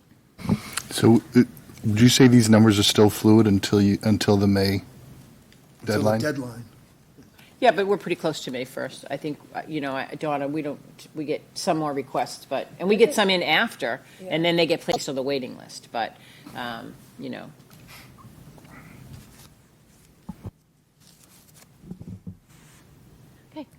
Ms. Visnick. I would like to couch my motion and say, based on the class sizes that we see here and them being I'll use the word considerably lower than our average class size, K through 8. I'm tempted to make a motion to not go individual grade levels, lest we booger up Dr. Troshik's consistency, and say increase the number of seats K9 through 12 to 20 instead of 15. That's a motion, and is it to keep steady K through 8, or it is? Keep steady K through 8. Our class sizes there are all pretty dang big, right? And then, so 9 to 12 would be to increase to 20. Increase 5 seats per grade. We don't have that demand. We actually only have an over demand of 2 seats at this point in time, but we haven't closed the window yet. Okay, we're going to look for a second for that particular motion. I'll second that. Okay. We have a motion and a second. Can discuss questions. I saw the mayor's hand first, and then Dr. Silva. I wonder if we might be better suited to ask Dr. Trochik to come back after May 1st, and then we look at, although I understand the thought process behind the motion too. My question is, do we have capacity? We've had requests for additional staff at the high school level for certain program needs. So I can speak to the additional staff. We did request, we have actually 4 or 5 positions that we're increasing enrollments at the high school. That's due to the number of the pathways program that we're building and the requirements in different places. We're changing some of where the requirements are. Also, we have shifted to a more inclusive practices, and through that process, a number of students are taking more electives. So what we tried to do is open up more electives for students who previously were in a self-contained special education support program. Those are now more inclusive, and so we had the need for more, to create more sections of some of our electives and some of our core content areas. So, appreciate that. I think I'm feeling a sentiment that I think I'm agreeing with, that if we find ourselves able to accommodate more families, more kids who want to come in at the high school level than the 15, it'd be nice to be able to do so. But I think that there are some variables that I'm wondering about. And that's why I'm wondering if it may be better discussed after May 1st, when you see in total where there is excess demand at the high school level. I think the law says June 1st. So we have Dr. Silva and Ms. Coelho, and then Dr. McKenzie. Given the class sizes and the space that's available for classrooms, do you think that there's the room to take on the additional students? Well, it's a big school, and 5 students spread around a building don't take up. I think that the question is. So do I think we can absorb them capacity-wise? Yeah, I think we can absorb 5 more students in each grade level. That's 20 students across the school.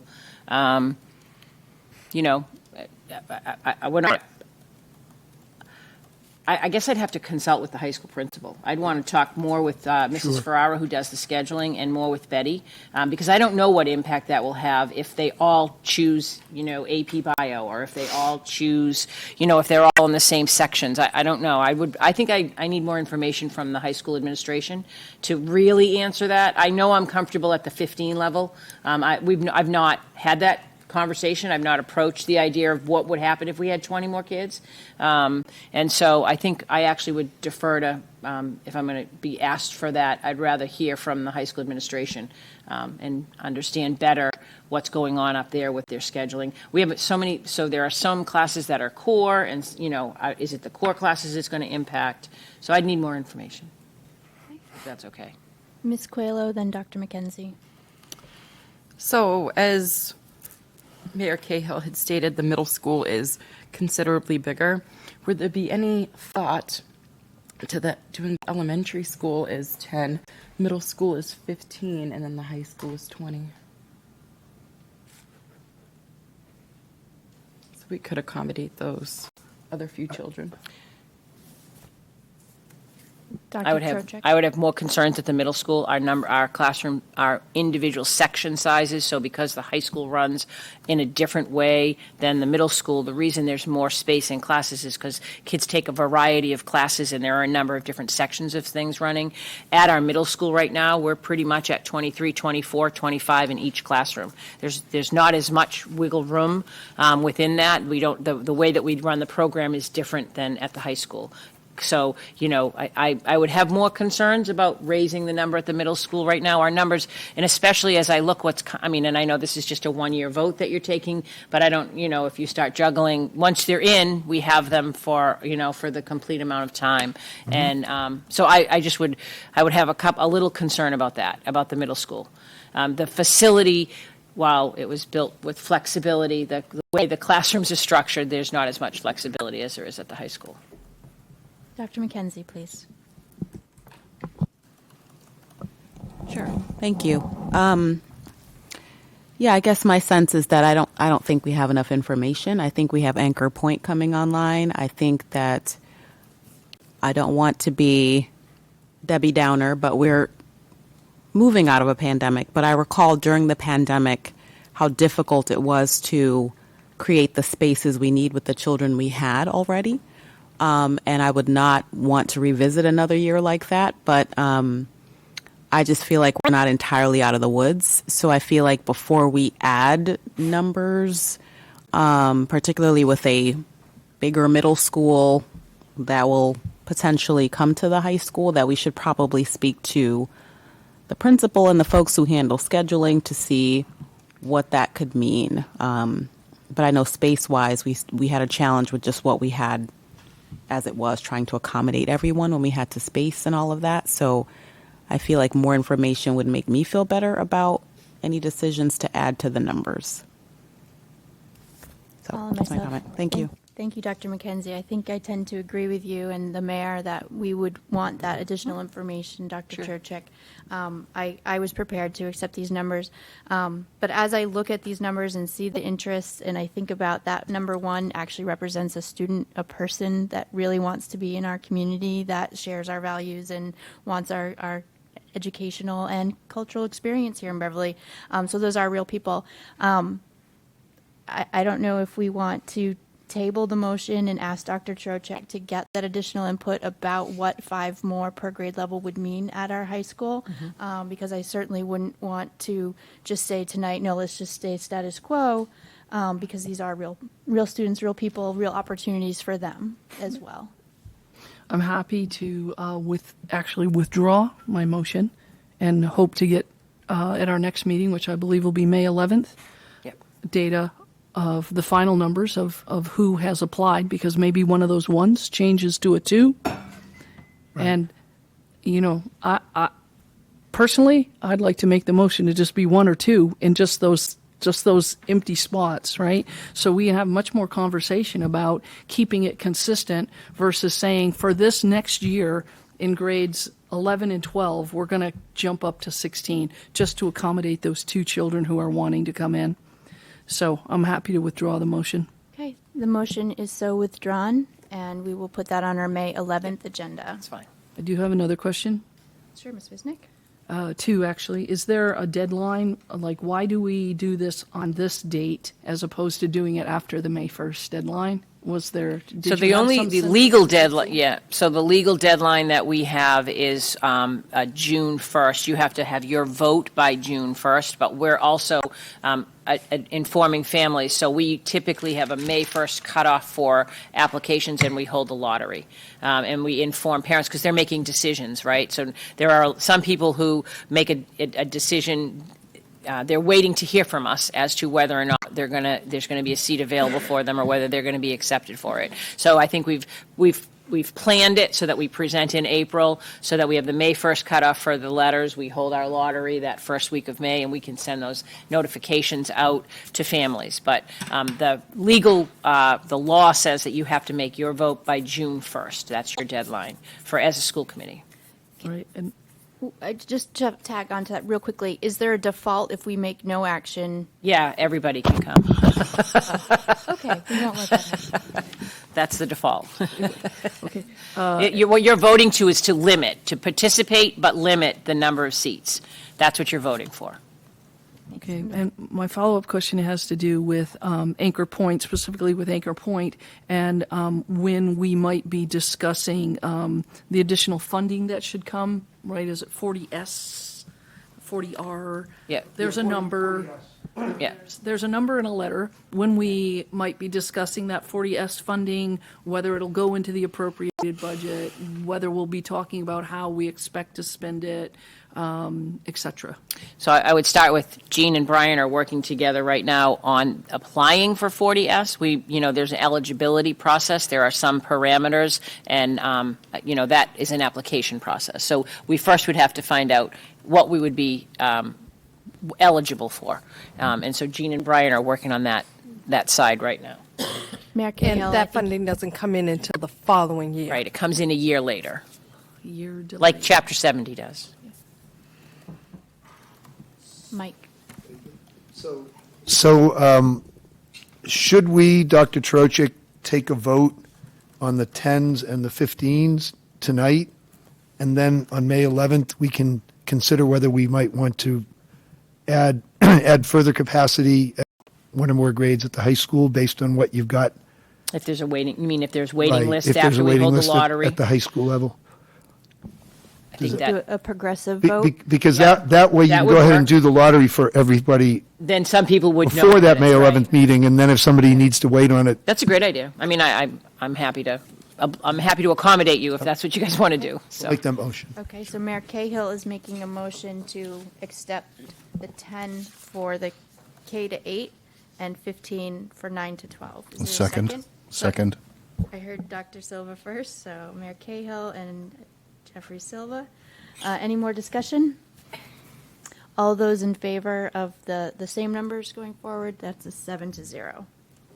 And again, we'll put it on the May 11th agenda. Okay. So now if there's no action, you just default to 10, 15, which Yes. is much better. Safety net. Mayor Cahill. Can I ask the question I had about, what was it, Anchor Point? Yep.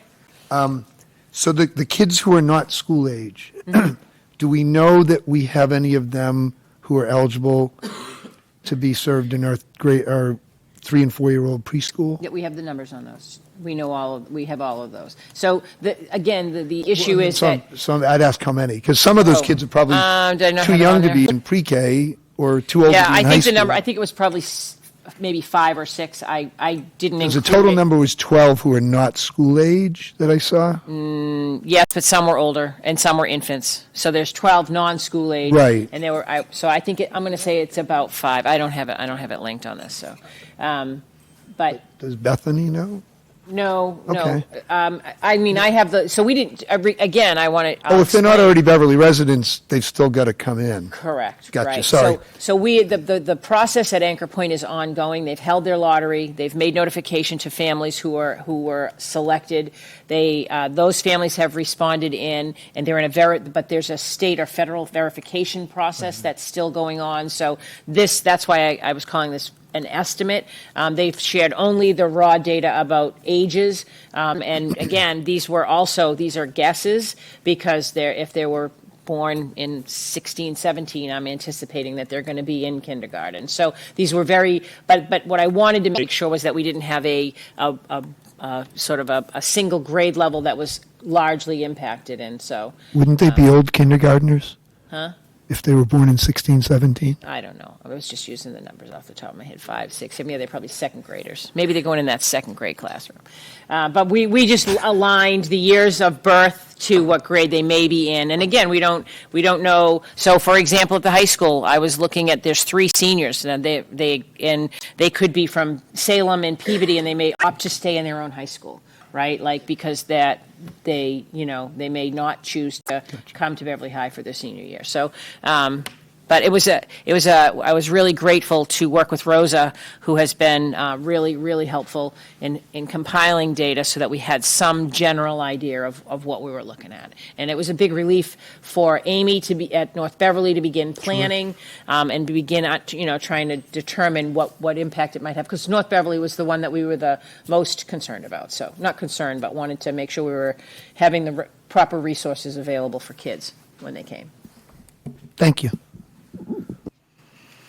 Okay. All right. I believe you All have right. more So I have one more agenda item, and this is really in keeping with the budget conversation. We're not scheduled to speak specifically about the budget, but we've had a lot of conversations about the budget, and I wanted to come forward and in the process of those conversations, there's been discussions about positions that are being funded through ESSA and curriculum materials that are being funded through ESSA. And so I wanted to just sort of walk you all through where we were and what ESSA funds, how ESSA funds were being planned to use for the FY23 year.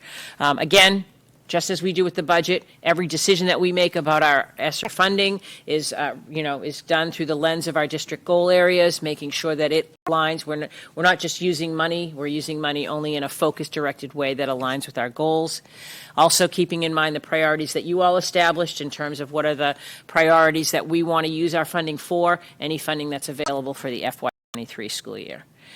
So, this is a similar looking slide to one that you've seen before, but basically what I've done is take that same list that we've been showing you all along about the requests of staffing and the staffing model. Each one of these that is highlighted in purple is a position that will be funded in FY23 through ESSER funding rather than the appropriated budget. These are positions that we established this year through ESSER funding, either ESSER 1 or ESSER 2, and that we're proposing to continue on ESSER into the next school year. And so these positions, grade 2 teacher at North Beverly, a Hannah special ed, Hannah interventionist, middle school reading teacher, hall monitors, and these 3 paraprofessionals, we're proposing we continue those positions, but we would be utilizing ESSER 3 funding or ESSER 2 funding for that. This is new requests for new staff. Again, as we all said, we've been monitoring throughout the school year what our best use of these funds would be, areas that we might need. The AIRS interventionist is actually a position that came up through the budget process and a request. We actually have started that one already. We voted, I think, 2 weeks ago or a month ago, and that one has been put into place. We will continue with that. And then there are North Beverly grade 1. That is a position that was requested to just sort of take a look again at early literacy. We're really focusing on those early skills for some of our students. And then there's a position for a STEM and a wellness. That is at the middle school. Those are positions that will allow the new schedule some flexibility as we implement it to make sure that we have, we're really trying to be more consistent in the global applications at the middle school to make sure that everyone gets that survey course. If you saw the CISL meeting earlier, Lisa outlined a new schedule, and in that schedule was very clear about the 3 we call them survey courses, a STEM, an art and culture, and a wellness for every student at each grade level. So we're proposing that we increase staffing for that. These are continuation of positions that were in play, again, at the high school that we're going to continue to keep in under ESSER funding. And then a new request at the high school is for an additional guidance counselor that we will be putting in under ESSER funding this year. I think Betty is targeting specifically freshman academy for that particular one. And then these are district level requests. Some of them you've seen before.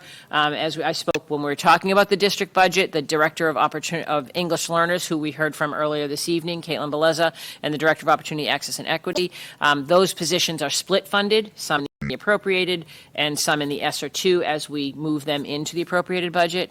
Of the 2 additional nurses, one of them will be utilizing ESSER funding. The building subs, so much like we've been utilizing the subs at the middle school level, the building support staff, we're proposing to do at the high school. I would say this is still in progress, discussion and conversation in progress as we define what that will look like.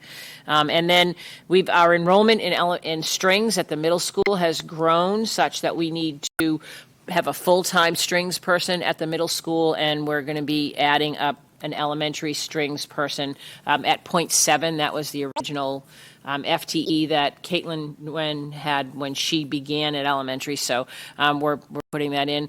And then we have the elementary library resources. We are not exactly sure what that's going to look like. We're in the process of surveying our teachers at the elementary levels to determine how they see the use of the Learning Commons, Media Center, library. Has a number of different names in a number of different places. But we've made a kind of a commitment to make sure that we're examining what we're doing in our elementary libraries, how we're resourcing, what supports we're going to provide.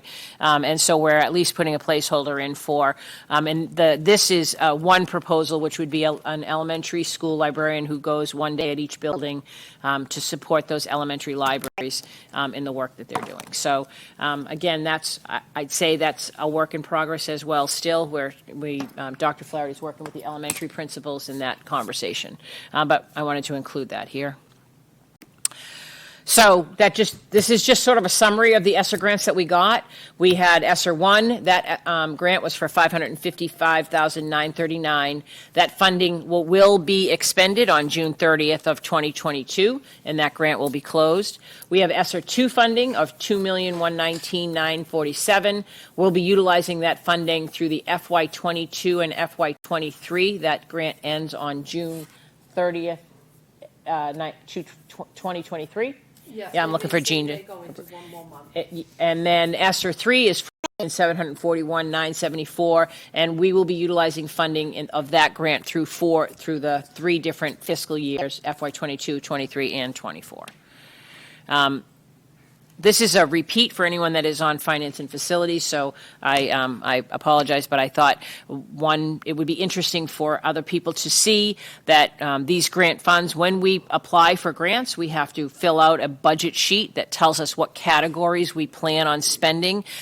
We are allowed to amend these if we need to amend them through the life of the grant. But in our initial proposal, this is how we thought we would be allocating the resources throughout in the different areas. So administrative salaries, $217,000. Instructional salaries, $732,000, and that's a combination of different fiscal years and different positions. Support staff salaries of $154,000. Stipends of $144,000. Those stipends would be utilized over 2 fiscal years. Again, those are stipends for positions, whether it's curriculum work that's done, professional development that takes place, after-school programming, summer acceleration academies, summer school, any of those opportunities. Whenever we put salary on a grant, we also have to cover the fringe benefits. That includes the health insurance and the retirement. And so that is $405,000.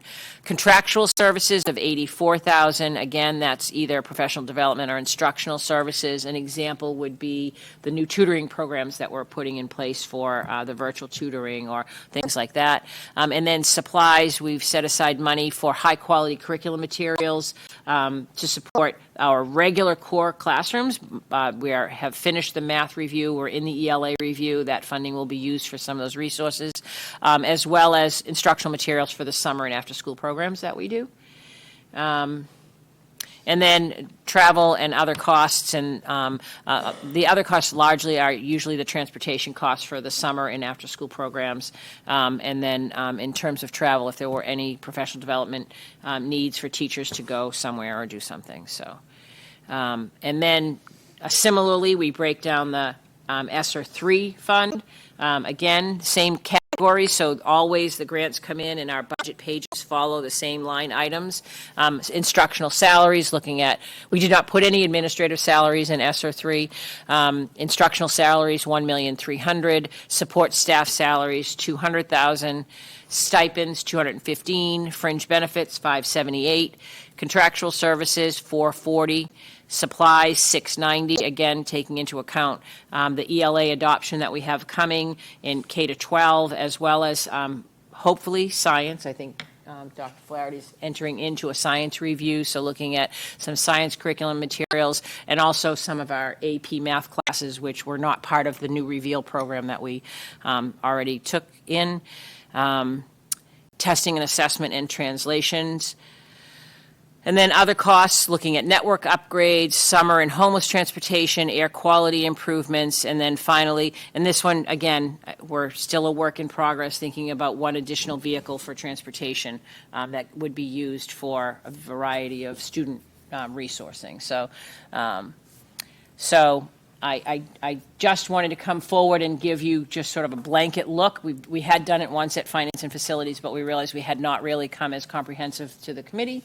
So, Sure. I will open up to questions. I just wanted to confirm, we're intending for the committee of the whole at the end of the month to be a more robust budget conversation, as well as the agenda item for City Connects and diving Correct. into that as correct. more. We have Okay. City Connects are coming to provide a short presentation and answer any questions. Okay. So Yep. a lot more budget to come at our next meeting. At the next meeting. Okay. And with Yep. that, I'll open questions. I saw Dr. Silva's hand first. Yep. Can you speak to, with the ESSER funding, can you speak to for the hires that you have projected, what fraction of those will go beyond the ESSER funding? Well, that's a good question. I think we moved probably fraction. Percentage, maybe I'll try. I would say that we probably moved about 35%. And again, it's going to depend on what comes forward for FY20 in the FY24 cycle for Chapter 70 funding, if there's additional Chapter 70 funding that allows us to do that. What we have been doing with these positions is really taking the time to look at the impact that they're having. Where are we seeing the most impact? Which positions do we need? For example, moving the Director of Opportunity, Access, and Equity in. We have a plan for moving that in. The Director of EL, our Program Director, that was a brand new position that we created on the ESSER, but we know that we need to keep a Program Director for our ELs going forward. So taking a look at the positions, a lot of the classroom staffing will not remain. We're utilizing that sort of as a direct attempt especially in the early grades at some recovery and remediation. So keeping class sizes much smaller than even small, or the intervention positions. Those are really designed to do mitigation strategies for academics. And so those positions likely will not exist. We write them on one-year contracts, so we know that we won't be keeping some of those positions. So in your opinion, it's balanced so that when you feel it's balanced, so that when the ESSER funding is over, you'll be able to take on the responsibility. We're working really hard at that balance. There's that we're hoping that we are utilizing this as a great opportunity for some to examine areas that we can strengthen and things that are really working. We're still working at developing efficiencies in and among what we do. I think City Connects will bring a big picture to us as to how some of those resources are doing, and we're also really looking at our curriculum materials. This is a really, really great opportunity to pick up some really high-quality curriculum materials that we may not. The ELA adoption could be $500,000, right? That's something that would have been a really big strain on a budget, so really taking advantage of some of that. And again, how much we can keep will depend on where the direction of budgeting goes in FY24 and into FY25. Thank you. Are there other committee member questions? Thank you, Dr. Trocek. All right, thank you.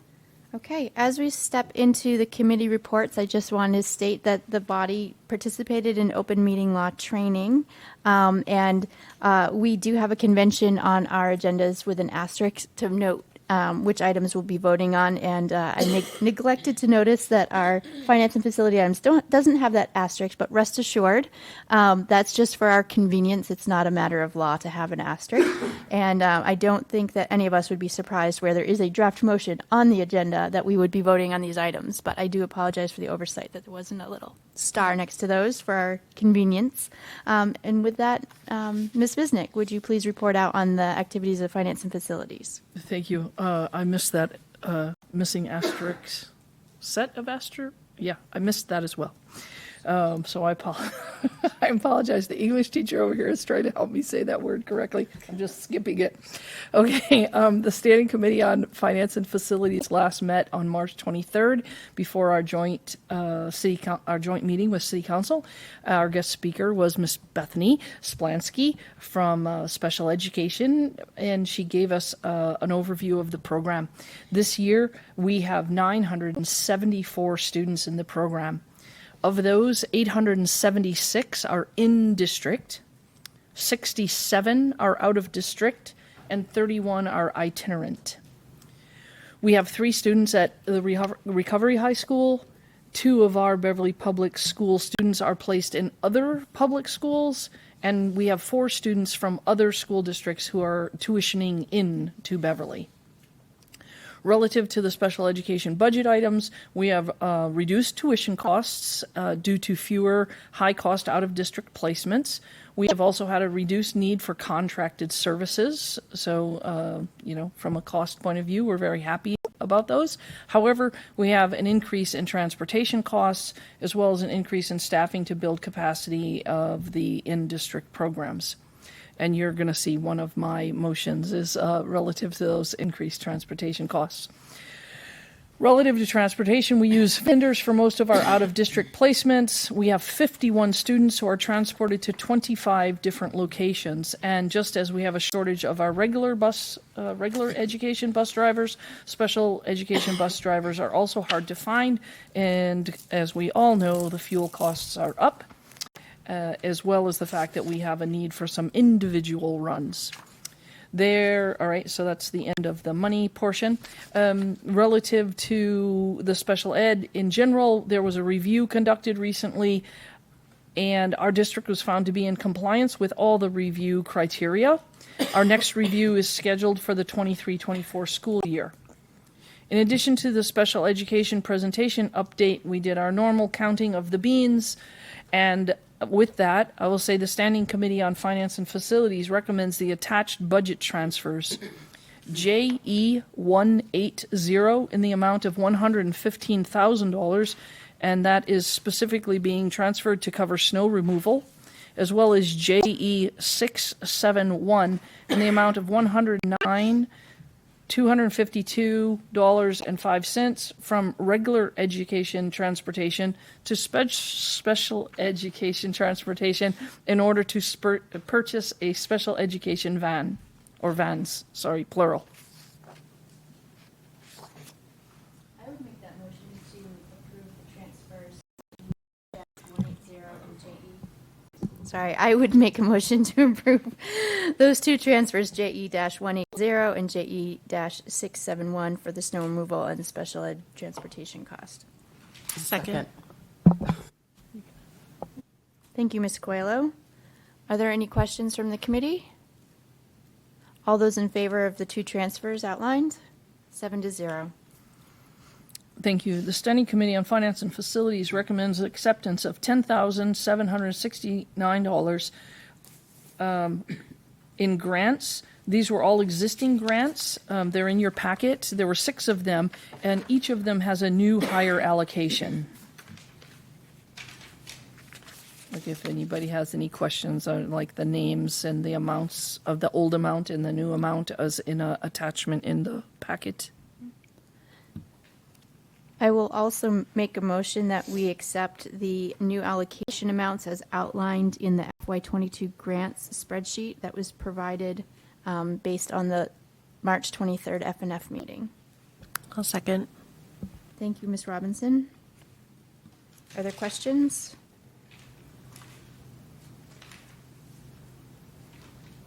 Seeing no questions, all those in favor of accepting the additional grant allocations, 7-0. Excuse me. And finally, last but not least, Standing Committee on Finance and Facilities recommends the attached gifts to schools in the amount of $7,772.23. And who would ever say no to free money? With gratitude, I would make a motion that this committee accepts $7,772.23 for the Beverly Public Schools. Second. Thank you, Ms. Coelho. Are there any questions? All those in favor? 7-0. We are scheduled next to meet on Wednesday, May 25th at 6:30 right here. 27th? Oh, April 27th. Sorry, my brain is already on May. I'm sorry, I'll be done with school by then. So I have projected myself into May. I'm sorry. Yes, Wednesday, April 27th at 6:30 right here. Thank you so much, Ms. Visnick. Ms. Robinson, would you give us a report on the Curriculum, Instruction, and Student Life Subcommittee? Yes, I will. So we had an informative CISL meeting tonight where we heard from Lisa Oliver about what's happening at BMS. So some highlights included some great community service projects, a cleanup by the 6th grade Tiger team was highlighted, and the civics project that the 8th graders are just starting now. Also, Principal Oliver introduced a new schedule recommendation, which, as Dr. Chorchek said, would include a STEM, an art and culture, and wellness at each grade level for next year. That is student-centered, equitable, and the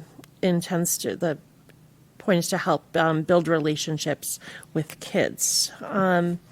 So also joining us was our English learner director, Caitlin Veleza, who provided a comprehensive presentation and a helpful overview of the program that is actively serving 199 EL students.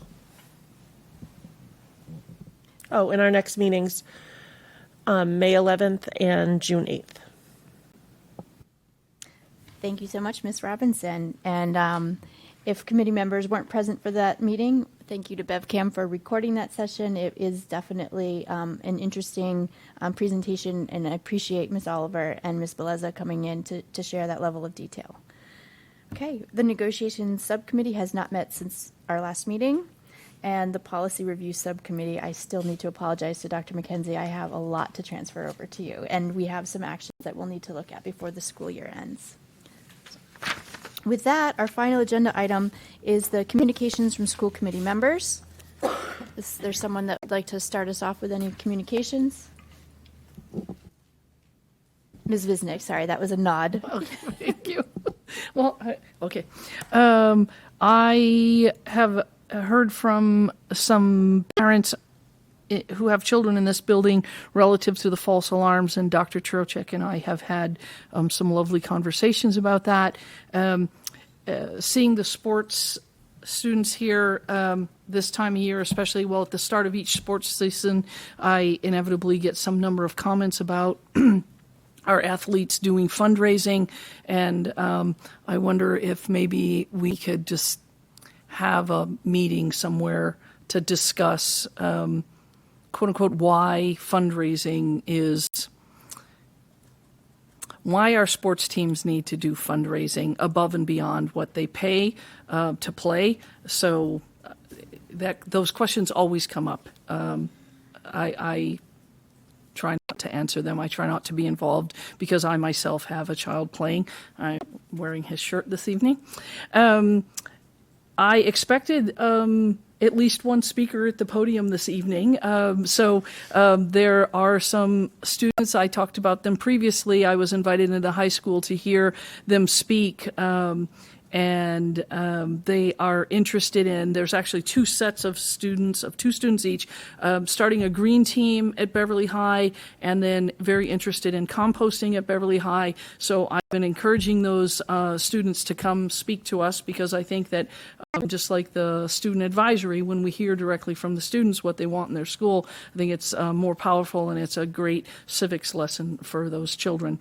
And lastly, I have just an announcement, which is the Walk to School Day for Centerville is scheduled on May 4th, and hopefully some of the spring athletes will be walking with the children as additional leaders and cabooses, keeping the children on the sidewalks. Walk to School Day always lands on a Wednesday, and Wednesday is garbage day in Centerville, so there's always a little extra worry about the children walking out into the street. It's just how it lands. Thank you, Ms. Bisnick. Would another committee member like to share? Ms. Coelho. Sorry for my raspiness. We cleaned up leaves today because Monday's trash day. I had one parent reach out to me. She was a little teed about her son's report card that came home. He's in elementary school with a substantial amount of absences that were considered undocumented. When he was sent home as a close contact twice, I referred him to the principal of his school.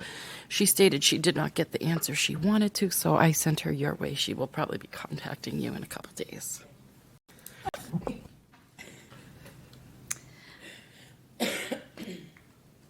I'll call on myself. I want to echo some things we heard from our students this morning. The musical, delighted. It had, as Dr. Flaherty said, really high production value. The students were absolutely outstanding. So I know not everyone had the opportunity to go see it, but just kudos to Ms. PK and to all the students who dedicated so much time for such a fabulous production. I have received a few communications from parents that are concerned that masks are not being worn in schools, and they encourage us to consider what more we could do to encourage people to wear masks as we see slight upticks. Received a lot of communications about, in particular, 8th grade end-of-year activities, but generally about the return of end-of-year traditional activities. I think our Student Advisory Council did a good job highlighting some of the activities that will be occurring at the high school, and I know that the middle school is now doing some communications out to 8th grade parents. I believe there was a very comprehensive email sent by Assistant Principal Twombly today, and hopefully that answers some questions 8th grade parents have about end of year and sort of more normal activities. And then I also had received some communications about concerns at the middle school, which I referred to the assistant principals, and the superintendent and assistant superintendent. So that's my list. Dr. Silva. I just have a short thank you to the school committee, superintendent, for the wall ball with lacrosse season starting. I've been there in the weekends just using the wall and seeing the youth, girls and boys, using it before they get onto the field and start their games. Had a lot of compliments from other towns thinking that they might do the same at their school. So very appreciative. The kids are very appreciative of it too. And so I just wanted to use this as an opportunity to thank you. Thanks. Okay, well, I think that's the end of our meeting this evening. Entertaining a motion to adjourn. So moved. Thank you, Ms. Bisnick. Do we have a second? Second. Thank you, Ms. Coelho. It's not debatable. All those in favor? 7-0. We are adjourned at 8:56. Thank you, BevCam, as always, and have a good evening.